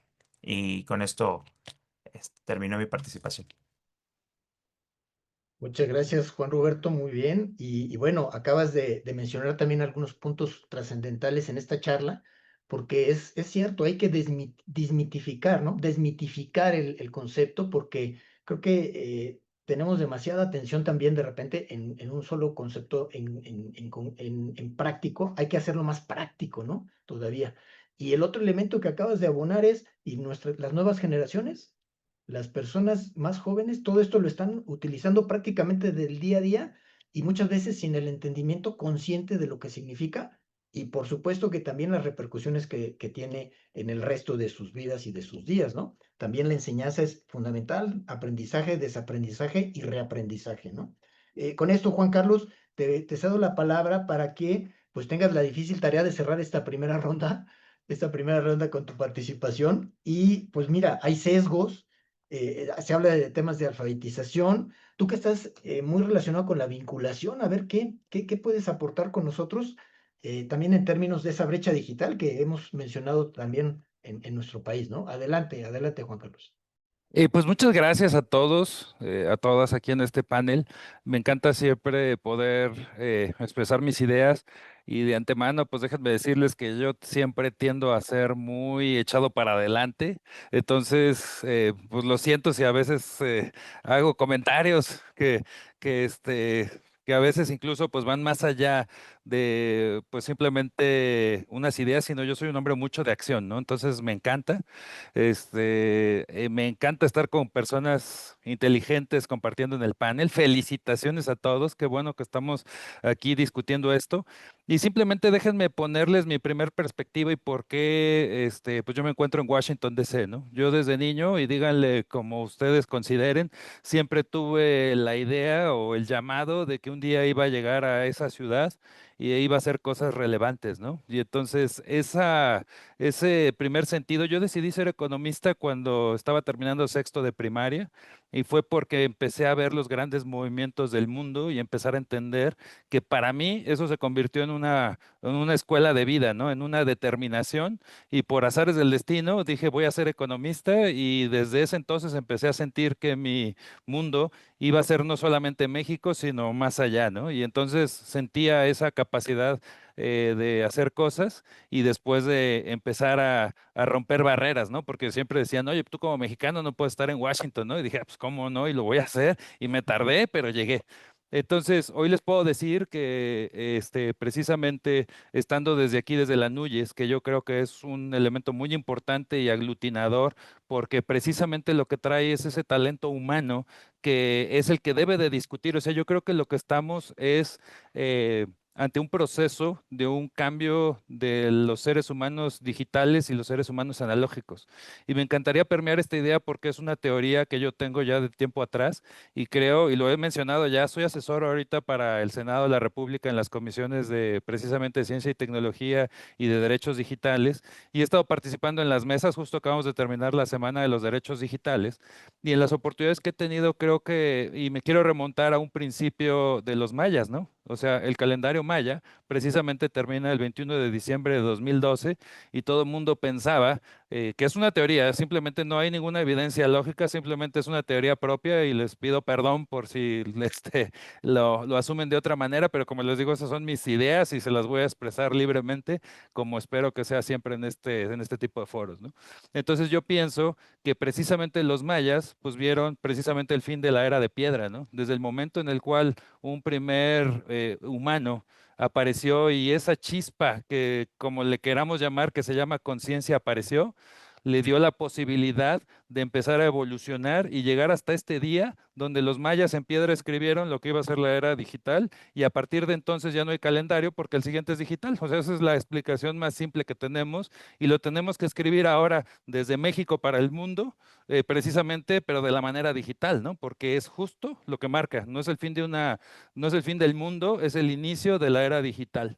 Y entonces yo lo he expresado así en varios foros y lo sigo expresando porque es mi creencia, ¿no? Como les digo, respeto a las de todos, pero yo creo que para mí eso me hace sentido, ¿no? O sea, yo creo que ellos tenían esa visión de que algo iba a suceder y justo el cierre, y al menos a mí me coincide, porque en mi análisis, este momento del calendario maya precisamente es un proceso de observación, el cual marca en piedra que como nosotros somos los últimos humanos analógicos de la historia, o sea, yo creo que los que nacimos justo hasta el año 1999 somos los últimos humanos analógicos y de aquí en adelante van a empezar los humanos digitales y estamos conviviendo en este punto de la humanidad dos grandes subespecies, dos grandes eras, dos grandes épocas. Los humanos que estábamos antes del año 2000 y los humanos que están después del año 2000, donde tenemos características físicas muy similares, pero donde tenemos características culturales, comunicativas, asociativas, incluso de posibilidades y de sus vidas muy distintas. O sea, yo creo que lo que estamos es ante una evolución de la subespecie humana, de los humanos analógicos, y debemos de felicitarnos por ser los últimos, y debemos de felicitar a los primeros que se encuentran entre nosotros, porque son los que van a escribir la nueva era de la humanidad. Y entonces ahí voy a retomar un poco lo que pues define para mí estas características de esta nueva humanidad, ¿no? En principio, pues la tecnología, ¿no? O sea, déjenme decirle que en mi experiencia yo inicié justo, hacía memoria el día de ayer en el año 2006, cuando estas llamadas eran ilegales, ¿no? Entonces yo fui ese tipo loco que agarró y se puso a construir equipos y a traer estas llamadas y llegaba a los hoteles aquí en Ciudad de México y en otros lugares y les decía, oigan, hay llamadas por videoconferencia, hay porque eso solamente existía en la televisión, ¿no? En el zapatófono y cosas así, que la gente todavía tenía muchos prejuicios. Entonces yo agarré y me fui, mi hermano, que es un genio de las comunicaciones, me empezó a traer, a acercar la tecnología y me apasioné. Entonces en esa pasión empecé a buscar elementos y a ver, pues, cómo conectaba eso, ¿no? Y entonces estábamos en la era que todo era de cobre y precisamente yo llegaba y le decía, oigan, se pueden hacer llamadas por internet, es más barato y todo. Y decía el jefe del hotel, oigan, acompañen a este muchacho a la puerta porque nos está trayendo cosas ilegales, ¿no? Yo fui ese que agarró y se fue y les dijo, claro que se puede. Y entonces, pues finalmente crecí en ese ambiente donde vi también, justo ayer estaba en el estado de Oaxaca platicando con algunos de los subsecretarios de transporte y les decía, a mí me tocó ver cómo pues eran casetas telefónicas, ¿no? Entonces yo vi por primera vez, abrí mi empresa en Estados Unidos y me dediqué a hacer videollamadas entre Estados Unidos y México, ¿no? Y en vez de casetas telefónicas poníamos sistemas de videoconferencias y en los pueblos había filas de gente para acercarse a esa tecnología y finalmente vi cómo muchas familias, incluso era la mamá que había dejado de ver al niño cuando era de brazos y hoy era un señor con 5 hijos y que ya tenían hasta las novias y todo. Entonces a mí me tocó ver ese cambio donde la tecnología evolucionó y conectó a familias y en ese sentido pues se volvían locas la gente. O sea, yo veía cómo las señoras abrazaban los monitores pensando que eran sus hijos que no los habían visto. Ese cambio marcó mi vida. Y entonces me seguí, ahora sí que por la tecnología y por la tecnología y por la tecnología. Entonces me empecé a meter en temas muy avanzados y como les digo, tengo esa peculiaridad de ser bastante lector. Me gusta la disrupción, me gusta pararme, como diría en el modelo cuniano, en la orillita. Y en esta definición de la humanidad que hago, pues precisamente empiezo a ver, como les digo, estas características diferentes, ¿no? Y yo creo que el primer gran paradigma que se está rompiendo es el tema de que hoy nosotros obedecemos a naciones, países. Entonces yo viví en Ciudad Juárez hace unos años y simplemente les digo, si un niño, como dicen los abogados, no, yo no soy abogado, soy economista orgullosamente y maestro en administración, siempre me he metido por eso, pero me gusta mucho leer, pero como dicen los abogados, suponiendo sin conceder que un gemelo naciera en Ciudad Juárez, que está, digamos, en el lado mexicano, y la mamá pudiera cruzar al Paso, Texas, que está exactamente del otro lado, y el otro gemelo naciera del otro lado, esos dos niños tienen realidades diferentes simplemente por el hecho de donde nacieron. Su paradigma los va a insertar en algo que directamente no por voluntad propia, sino por voluntad de los padres, los estás llevando a que tengan una carga cultural, científica, oportunidades, lenguaje y todo diferente. Y ese para mí, precisamente en el tema de los contractualistas, es otra gran diferencia que trae el modelo de tecnología, ¿no? Ya hoy vemos a los que son de Apple, ya vemos a los que son de Android, ya vemos a los que son Linux, y entonces empezamos a ver ya características que están perfilando a las nuevas generaciones, donde se casan ya no solamente con el paquete de su nación, sino con el paquete también de la tecnología que los va a acompañar. Particularmente, los humanos somos seres habituales, ¿no? Y entonces la tecnología tiene mucha capacidad de empezar a analizar todos esos datos que ni tú mismo te das cuenta, pero que vas a llegar siempre al café en la mañana, lo vas a poner a cierta temperatura y te va a gustar, y entonces eso sí lo puede predecir. Y entonces en ese sentido vas a tener a personas que van a empezar a vivir injertos en un proceso de un paradigma que ya no solamente es legal, sino es tecnológico. Y eso es lo que va a aprovechar esta nueva generación de humanos para precisamente avanzar en la definición conceptual de lo que va a ser la nueva humanidad. El otro elemento que creo que es relevantísimo para esto es lo que dice Yuval Noah Harari, ¿no? Él dice que precisamente uno de los elementos más importantes que tiene esta nueva generación es que ha perdido un monopolio que teníamos los seres humanos desde, les digo, ese primer ser humano que decidió hasta ¿no? Que es hasta esta generación que somos nosotros los últimos humanos.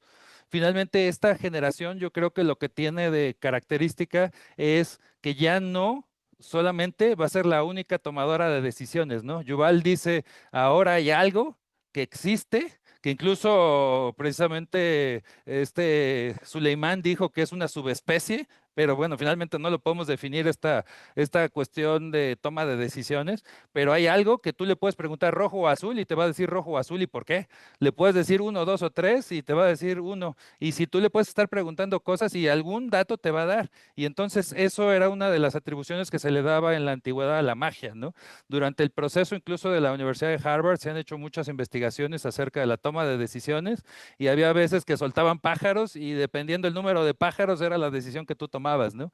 Otros agarraban y tiraban semillas y creo que eso nos ha acompañado a la humanidad en todo este tema de los digamos, miedos que tenemos o la necesidad tan grande que tenemos de afrontar la toma de decisiones. Hoy existe algo a lo cual tú le puedes preguntar y efectivamente tiene un sesgo. O sea, ¿quién lo creó?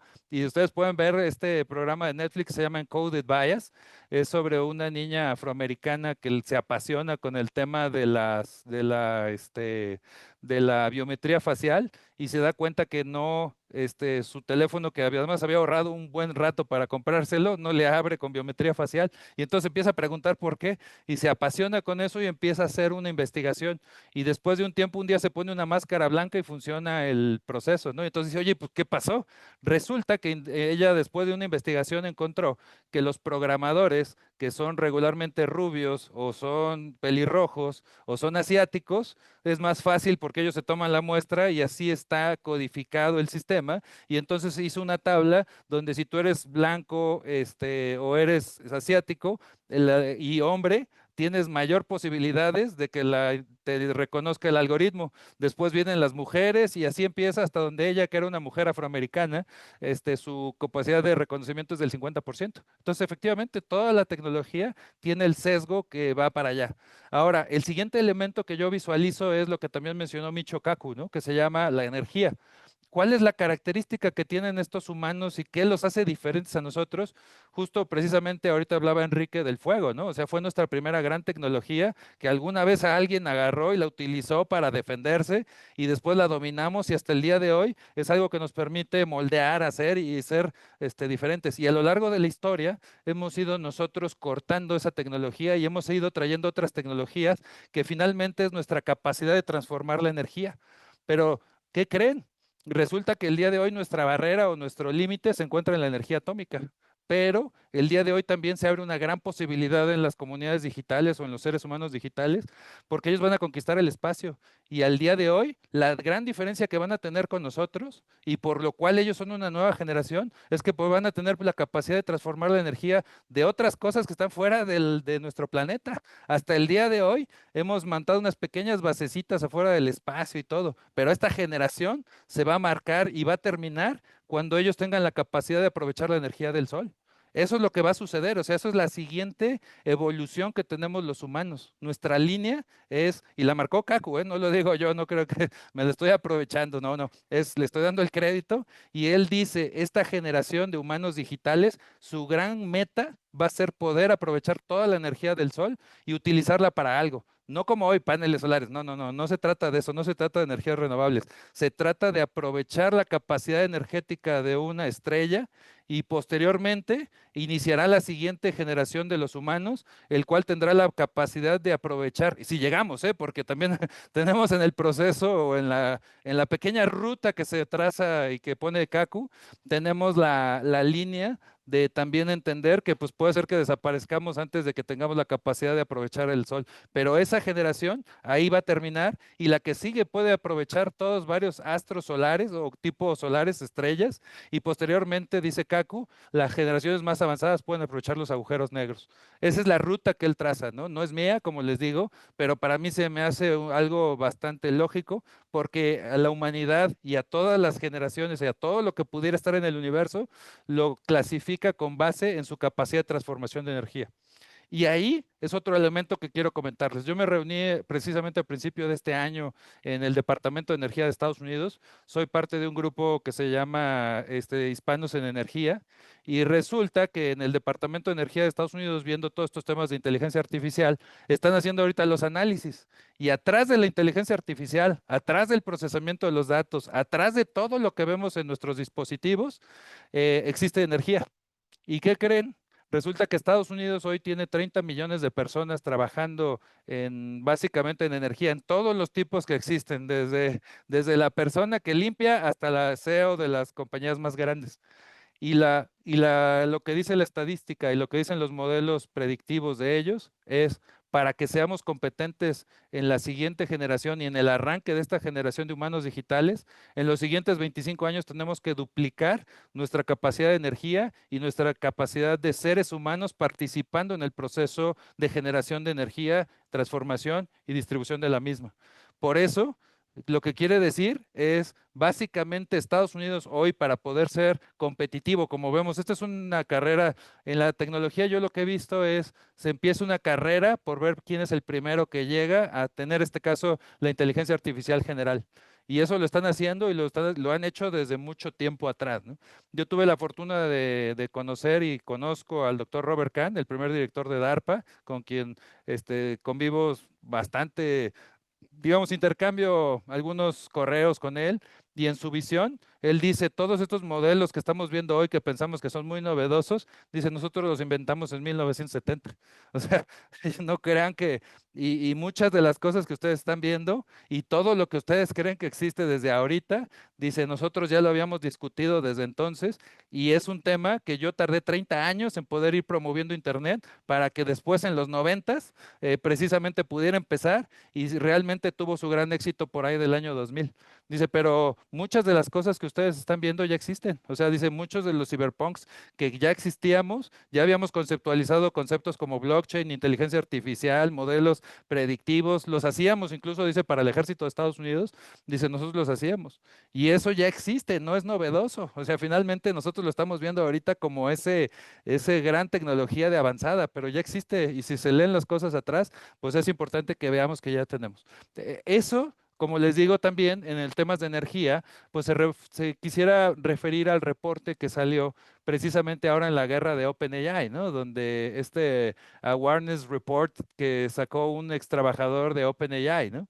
Y en ese reporte, que es muy interesante, y si no lo tienen, se lo sugiero que lo tengan, se lo puedo pasar a José Luis, habla precisamente de la capacidad de inversión que están metiendo las diferentes compañías a inteligencia artificial, de la cantidad de cosas y proyectos que se están trabajando incluso a nivel militar.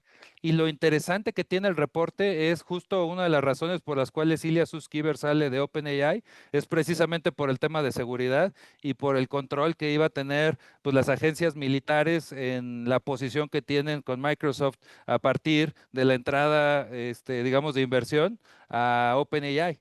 Y en ese caso lo más interesante es, él relata, y lo pueden ver en el reporte, que por primera vez en la historia podemos tener lo que se llama supremacía táctica militar. ¿Qué quiere decir? Una serie de proyectos o algoritmos o como le quieran llamar, inteligencias artificiales. No me quiero meter en definiciones porque soy muy cauto, pero hay algo que existe hoy en la red que le puede bajar el switch al país de enfrente. Entonces, teóricamente es posible y esa carrera o esa promesa o esa idea o como le quieran llamar, está moviendo gobiernos para que geopolíticamente hablando muevan todos sus recursos, todas sus capacidades y todo lo que tienen apostándole a llegar primero. Esa es la principal guerra que se está lidiando en este momento y que en todos los días se está discutiendo. Y que no la vemos, porque les digo, yo tengo acceso a ciertos grupos, por ejemplo, con IBM y las supercomputadoras que tienen. Se está creando una red de supercomputadoras que van a controlar todos los centros de supercómputo y esas redes es una red que tiene características muy diferentes. La otra se comunica con los satélites y se propaga por los satélites y viaja por todo. O sea, son cosas que para nosotros parecen de ciencia ficción, pero que en términos reales ya se están probando para precisamente poder ver cómo la siguiente humanidad va a vivir y cómo estas empresas y cómo estos elementos pues son muy importantes desde la óptica tecnológica. Y aquí voy a aterrizar precisamente en la parte más importante de todo esto, ¿no? Los humanos y nosotros, particularmente los mexicanos, ¿no? ¿Y qué es lo que pasa? Pues que creo que nosotros estamos en ese proceso donde, como sabemos, la tecnología evoluciona mucho más rápido que la ley. Y yo, mi primer trabajo fue en el Senado de la República, como asesor de los senadores, y me tocó crear la ley del Consejo Nacional de Ciencia y Tecnología. Y en ese entonces me tocó explicarle a los legisladores lo que era la ciencia.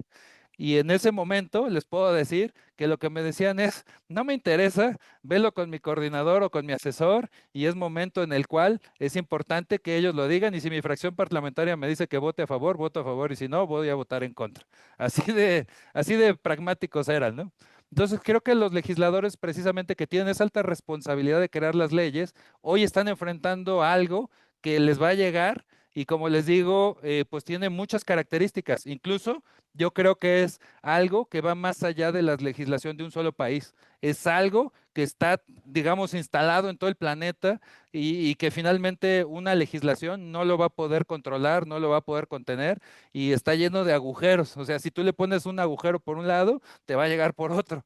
Entonces, en ese sentido, lo que creo es, tenemos que llegar a definiciones conceptuales, donde yo hablaba con los legisladores y lo que sí podemos hacer, incluso lo comentaba con José Luis, es crear un pequeño marco referencial, primeramente para hablar el mismo idioma, porque ni siquiera ellos, ni nosotros, ni muchos expertos, ni en Estados Unidos, ni en el mundo, tenemos un lenguaje común. Entonces tenemos que crear un primer diccionario. Le decía a José Luis, eso sería algo que puede aportar el modelo mexicano, y entonces acercárselo a los legisladores, le digo, oye, adopta un primer diccionario para que cuando hablemos de conceptos, hablemos de lo mismo, porque hay muchísimas cosas, o sea, esto es una revolución humana. Entonces, en ese sentido, nosotros podemos decir, oye, pues yo no sé qué pasa en la India, yo no sé qué pasa en China, yo no sé qué pasa en Estados Unidos, pero sí te puedo decir qué pasa en México. Y bajo mi ley, lo que se entiende, porque hay definiciones que ya tienen las leyes, déjenme decirle los derechos, hay diferentes leyes que tienen ya ciertas definiciones, y entonces tenemos que empezar a hacer ese diccionario que se entienda y que nos ponga, digamos, la base para que los legisladores, sin siquiera estar llegando a una legislación, entiendan conceptos que para ellos es virtual, inteligencia artificial, LLM, y tú les explicas y no tienen la menor idea, incluso sus asesores.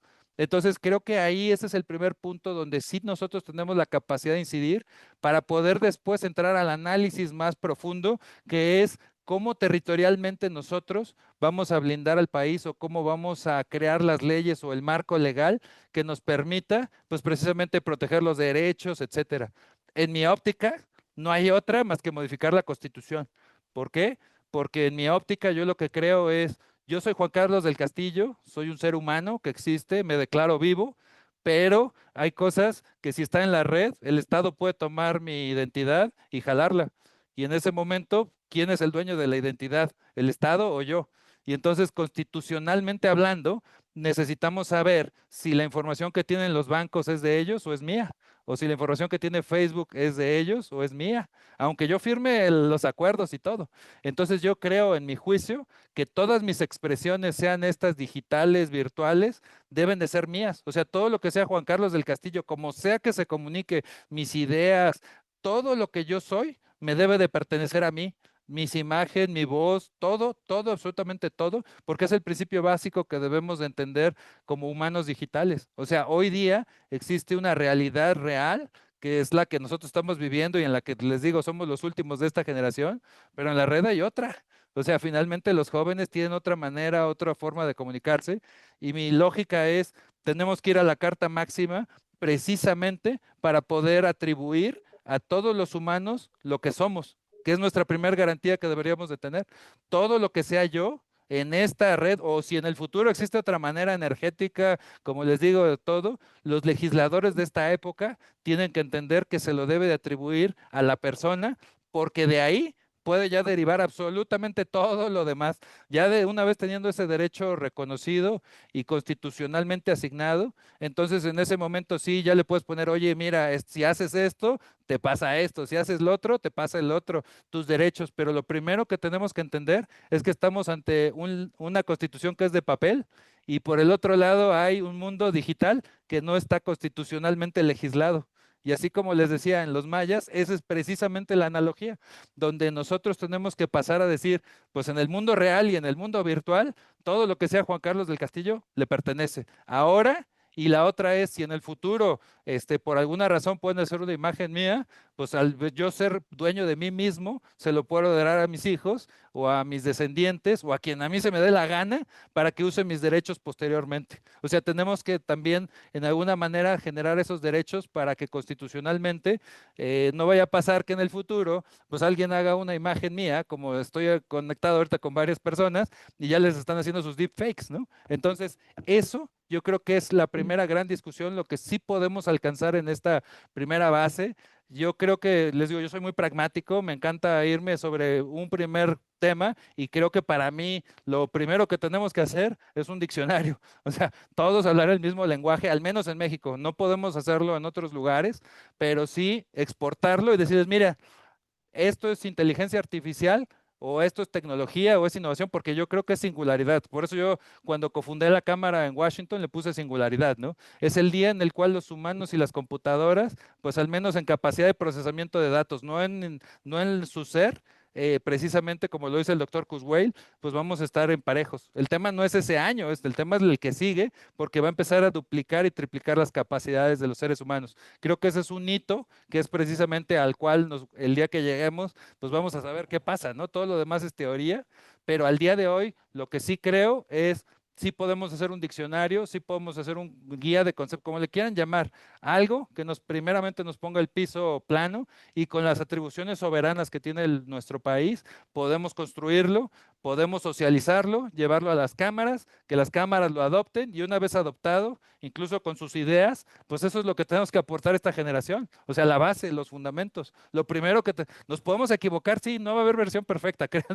Créanme que si os puedo hablar de conceptos también no va a existir una versión perfecta, pero sí creo que debemos en este momento meter una versión mínima, la cual pueda servir como piedra angular para que las personas que siguen la discutan, la modifiquen y le hagan todas las mejoras que se tienen. Pero en este momento lo más urgente radica en que todos hablemos el mismo lenguaje. Muy bien, Juan Carlos. Muy descriptivo y gracias por compartir toda tu experiencia y tu trayectoria. Acción, hay que atreverse y hay que hacer las cosas, romper paradigmas y romper las barreras. Diría alguien por ahí, es una época de cambios, es un cambio de época. Nos ha pasado varias veces en estas generaciones. Y bueno, pues la conciencia es la que debe de dictar también parte del desarrollo de nosotros desde que terminó el calendario maya hasta siempre, ¿verdad? Ese es un punto interesante. Miren, claro que cada una de las ponencias que han dado, estimados colegas, da para un día completo, cada uno, ¿eh? Un día completo de participación. Y en aras de ir cerrando este evento, yo les quiero pedir ahora, en el mismo orden lógico en el que fuimos trabajando, platicando, en unos pocos minutos en cosas concretas, ¿no? Específicamente concretas que pudieran aportar a la creación de este entorno. Estamos hablando o estamos dialogando entre colegas, académicos, profesionistas, cosas muy prácticas, muy operativas, que sí pudiéramos llegar a hacer, ¿no? Que cada uno de ustedes nos pueda dar esa aportación en unos pocos minutos para ir cerrando esta sesión. Yo te cedo la palabra, Alejandra, para que tú nos des desde tu perspectiva y desde tu experiencia qué cosas sí podemos hacer, ¿no? Ya podemos o debemos hacer, ¿no? Adelante, Alejandra. Gracias. Sí, seré breve. No me asusta la inteligencia artificial, me asusta que no nos preparamos para nuevas tecnologías, ¿no? Creo que ahí hay un reto importante, no solamente en las escuelas, ya mis compañeros hablaron de propiedad intelectual, la cultura de la propiedad intelectual es un pendiente que tiene este país con la sociedad. Desde luego eso permea las universidades, en donde deberíamos tener más información sobre el tema, ¿no? Y esto extenderlo pues a los grupos de científicos y desarrolladores tecnológicos, desde luego. La brecha digital, infraestructura, inversión, si no alcanza la inversión pública, hay que ir por la inversión privada, hay que ser creativos en estos acuerdos con la intención de darle acceso a la gente para que aquella que ya tiene ciertas habilidades las mejore y aquella que no tiene, pues se acerque a las plataformas digitales, porque no veo otra manera de involucrar a toda la sociedad. Esto no se puede dar marcha atrás. Entonces hay que aprender a vivir de la mejor manera posible y seguir discutiendo estos temas, doctor. Yo hasta ahí me quedaría y mil gracias por la invitación. Y muchas gracias a ti, Alejandra. Enrique, ¿qué nos dejas de resumen, de aportaciones finales? Adelante. Bueno, lo que nosotros procuramos hacer es, como grupo de investigación, es anclarnos de la discusión filosófica sobre los avances tecnológicos, tampoco siendo absolutos ludistas, queriendo destruir todo lo que se nos presenta, ¿no? Tampoco coincido con Alejandra, no le tenemos miedo a estas tecnologías, pero nuestra misión particular es construir un aparato de pensamiento crítico para estudiar bien qué significan todas estas palabras. Acuérdense que el mundo se disuelve en el lenguaje. Entonces, si yo digo, la inteligencia artificial viene por mí, pues ya hay un ente que se aproxima.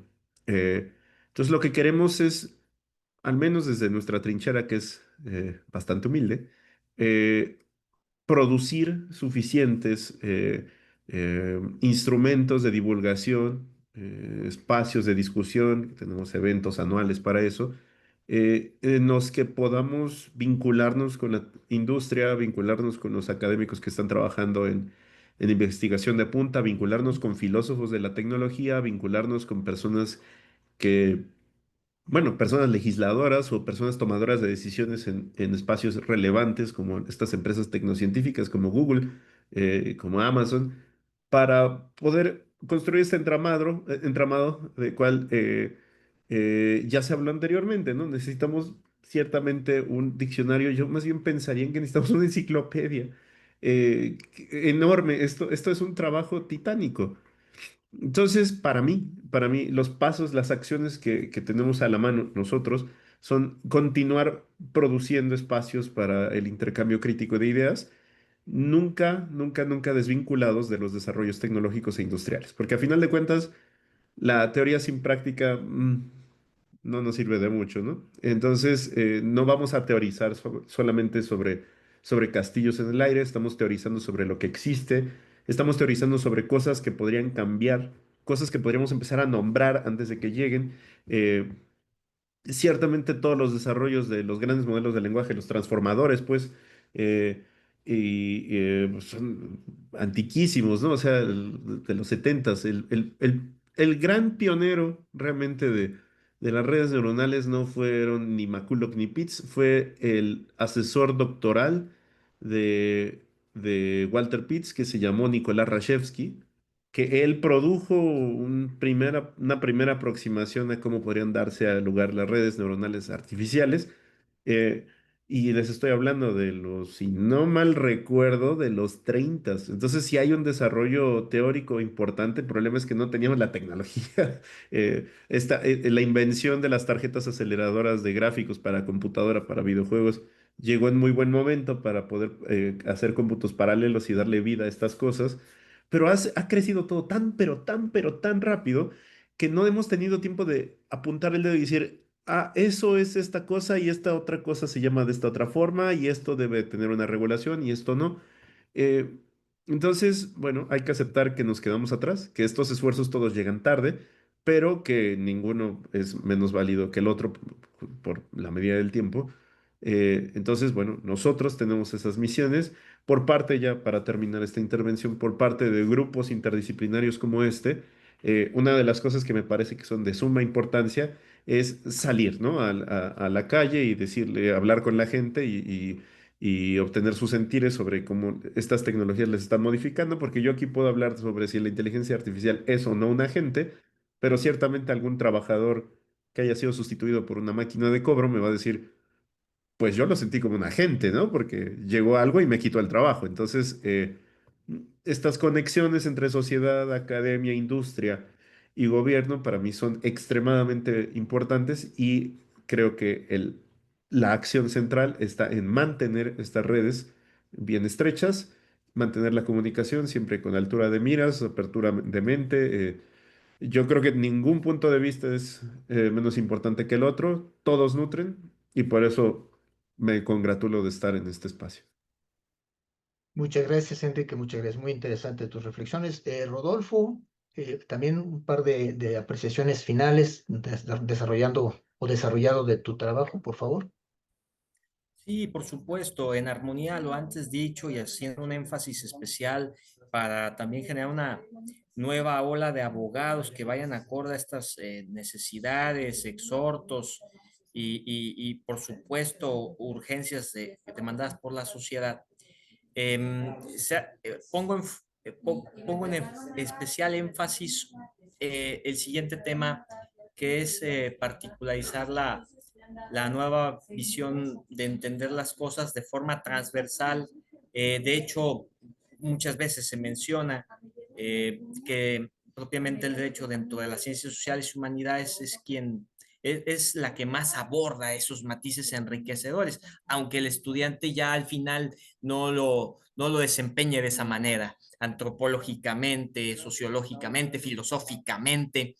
de forma que lo que se plantea en la actualidad es tener énfasis hacia el uso adecuado de tecnologías, el impacto social que esto significa y con ello un tema particular con el que deseo cerrar, que a propósito de una reciente invitación que me formuló el Consejo Ciudadano de Seguridad del Estado de Jalisco, pues ha tomado una relevancia significativa.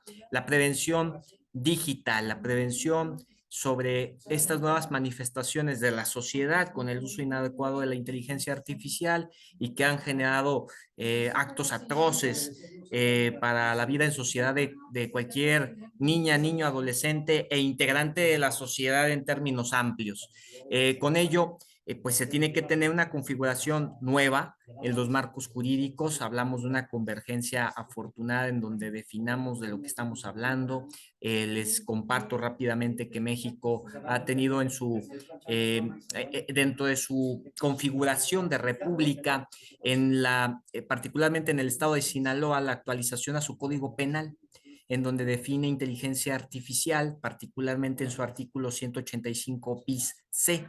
Y esto es importante porque se ve que si algo no emerge del Congreso de la Unión, eso no quiere decir que se detenga la evolución normativa, dado a que la riqueza de los estados es impulsar lo que no está haciendo el Congreso de la Unión.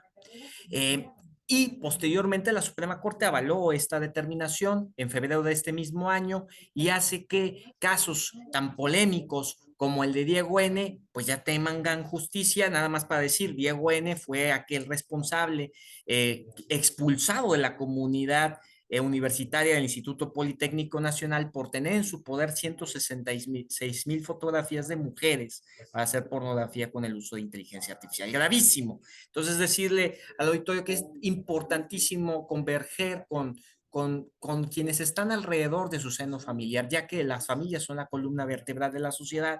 Se ha reconfigurado todo esto, se ha deformado, pero eso no quiere decir que no debamos de tomar cartas sobre la mesa y el uso adecuado de las tecnologías, no limitarlas, no decir que son malignas, sino tener una visión adecuada de las mismas, sean en buena medida la respuesta para tener una ciudadanía digital acorde a la evolución que hoy se nos da a conocer de manera comercial, de manera amplia en territorio nacional. Si antes no se sabía de ciertas tecnologías y hoy por hoy ya se saben, es por algo.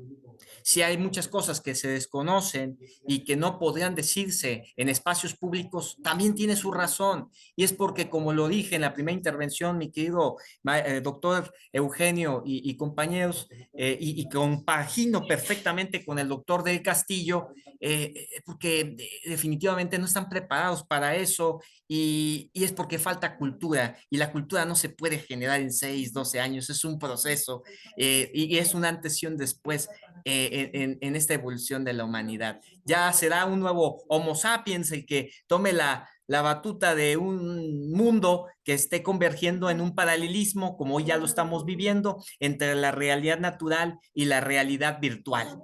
Mientras tanto, pues decirle al auditorio que se familiarice y que haga latente lo que dijo Alvin Toffler, que aquellos que sepan leer y escribir en el siglo XXI no tienen nada garantizado en la medida que lo más importante será, para no ser un analfabeto, el aprender, desaprender y reaprender. Con eso concluyo y agradezco enormemente la convocatoria y pues expresar mi júbilo y mi disposición para las siguientes. Y por supuesto me uno al proyecto que, como dice Enrique, yo creo que va a ser una enciclopedia lo que se tendrá que generar sin lugar a dudas. Gracias. De acuerdo, muchísimas gracias, maestro Rodolfo. Adelante, Juan Roberto, un par de apreciaciones de tu lado, por favor.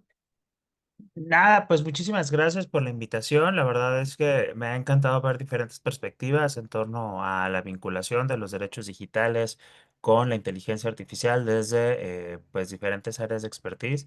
Y bueno, digo, yo nada más quisiera recalcar mucho que hay que trabajar también esta enciclopedia en materiales a nivel muy básico para que lo puedan llegar a más personas. Yo ese es mi discurso justo, cómo vamos a integrar a más personas en estas discusiones. Y bueno, creo que en medida en que vayamos integrando a más sectores sociales, pues bueno, vamos a tener justo más perspectivas y a lo mejor una forma de incidir, de ver o de tratar o de abarcar el desarrollo de la tecnología pues mucho más integral, apostándole más al bien común, ¿no? Entonces, pues nada, muchísimas gracias y un gusto haber estado con todos y con todas ustedes.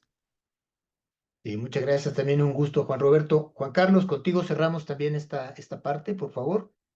Muchas gracias, Eugenio, por esta oportunidad también de estar charlando con tan brillantes expositores. O sea, creo que algo, como les decía, de mis objetivos personales siempre ha sido poder conectar con personas las cuales pues podamos tener este tipo de charlas tan nutridas y que nos hagan incrementar nuestro nivel de conciencia, de conocimiento y de cultura. Creo que también uno de los elementos que a mí me encanta traer a la mesa es sembrar, ¿no? O sea, soy un sembrador natural de ideas.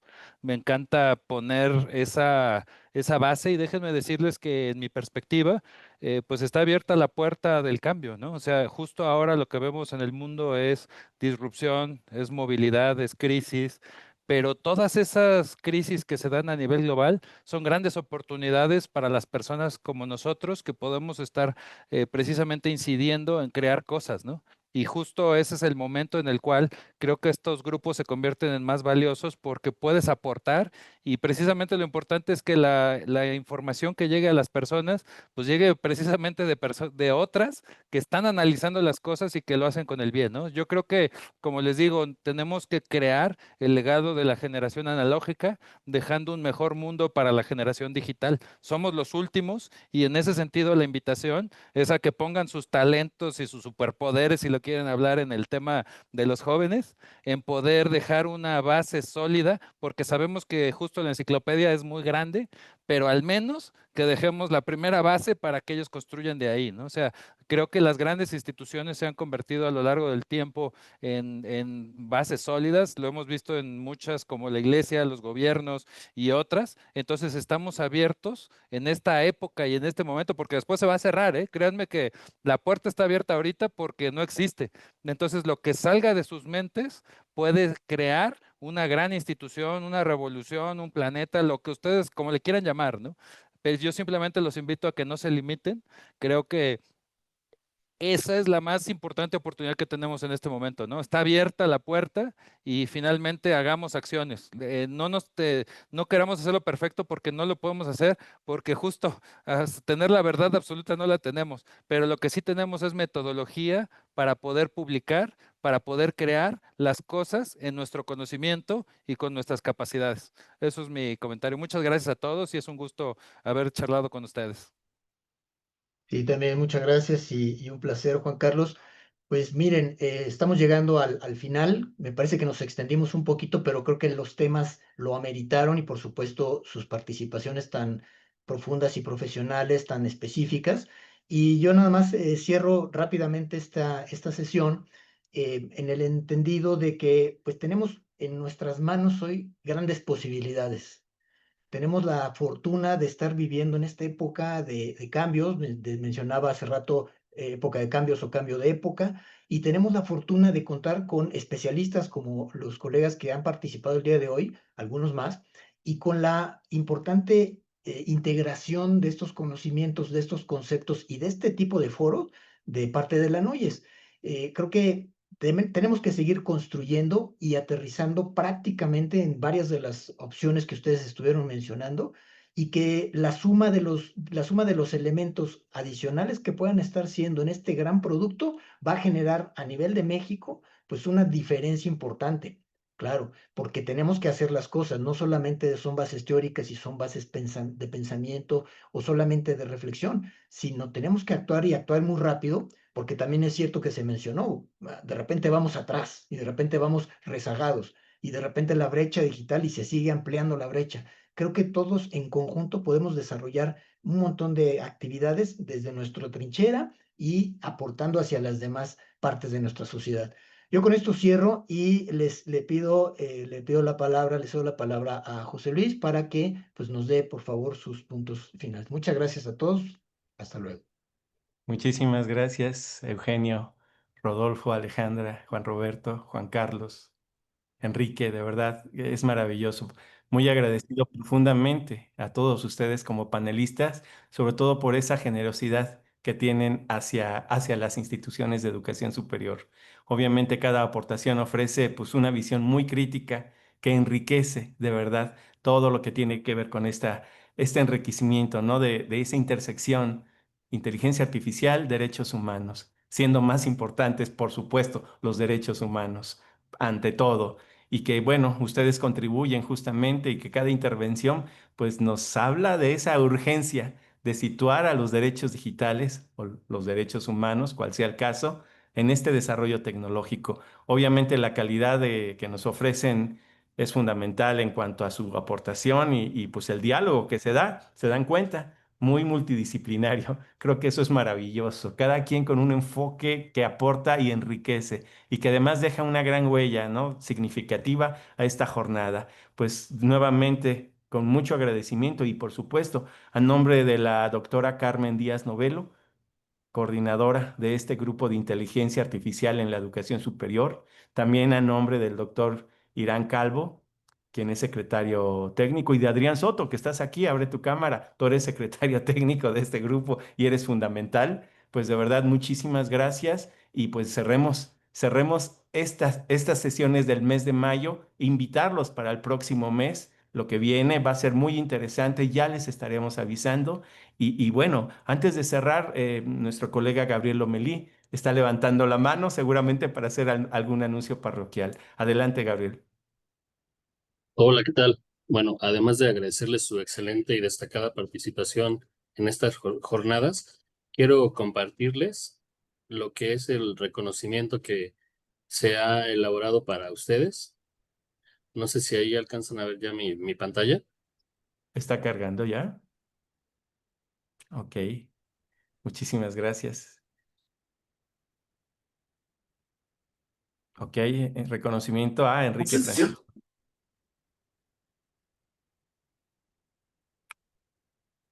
Ok, bueno, es la entrega de reconocimiento, se los haremos llegar digitalmente y lo más importante, de verdad, su participación es fundamental, fundamental.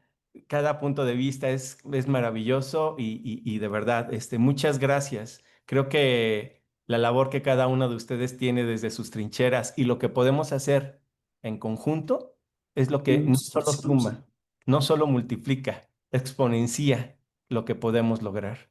Y creo que tenemos excelentes ejemplos que cada uno de ustedes nos dio. Pues muchas gracias y pues nos vemos para el próximo mes en estas jornadas.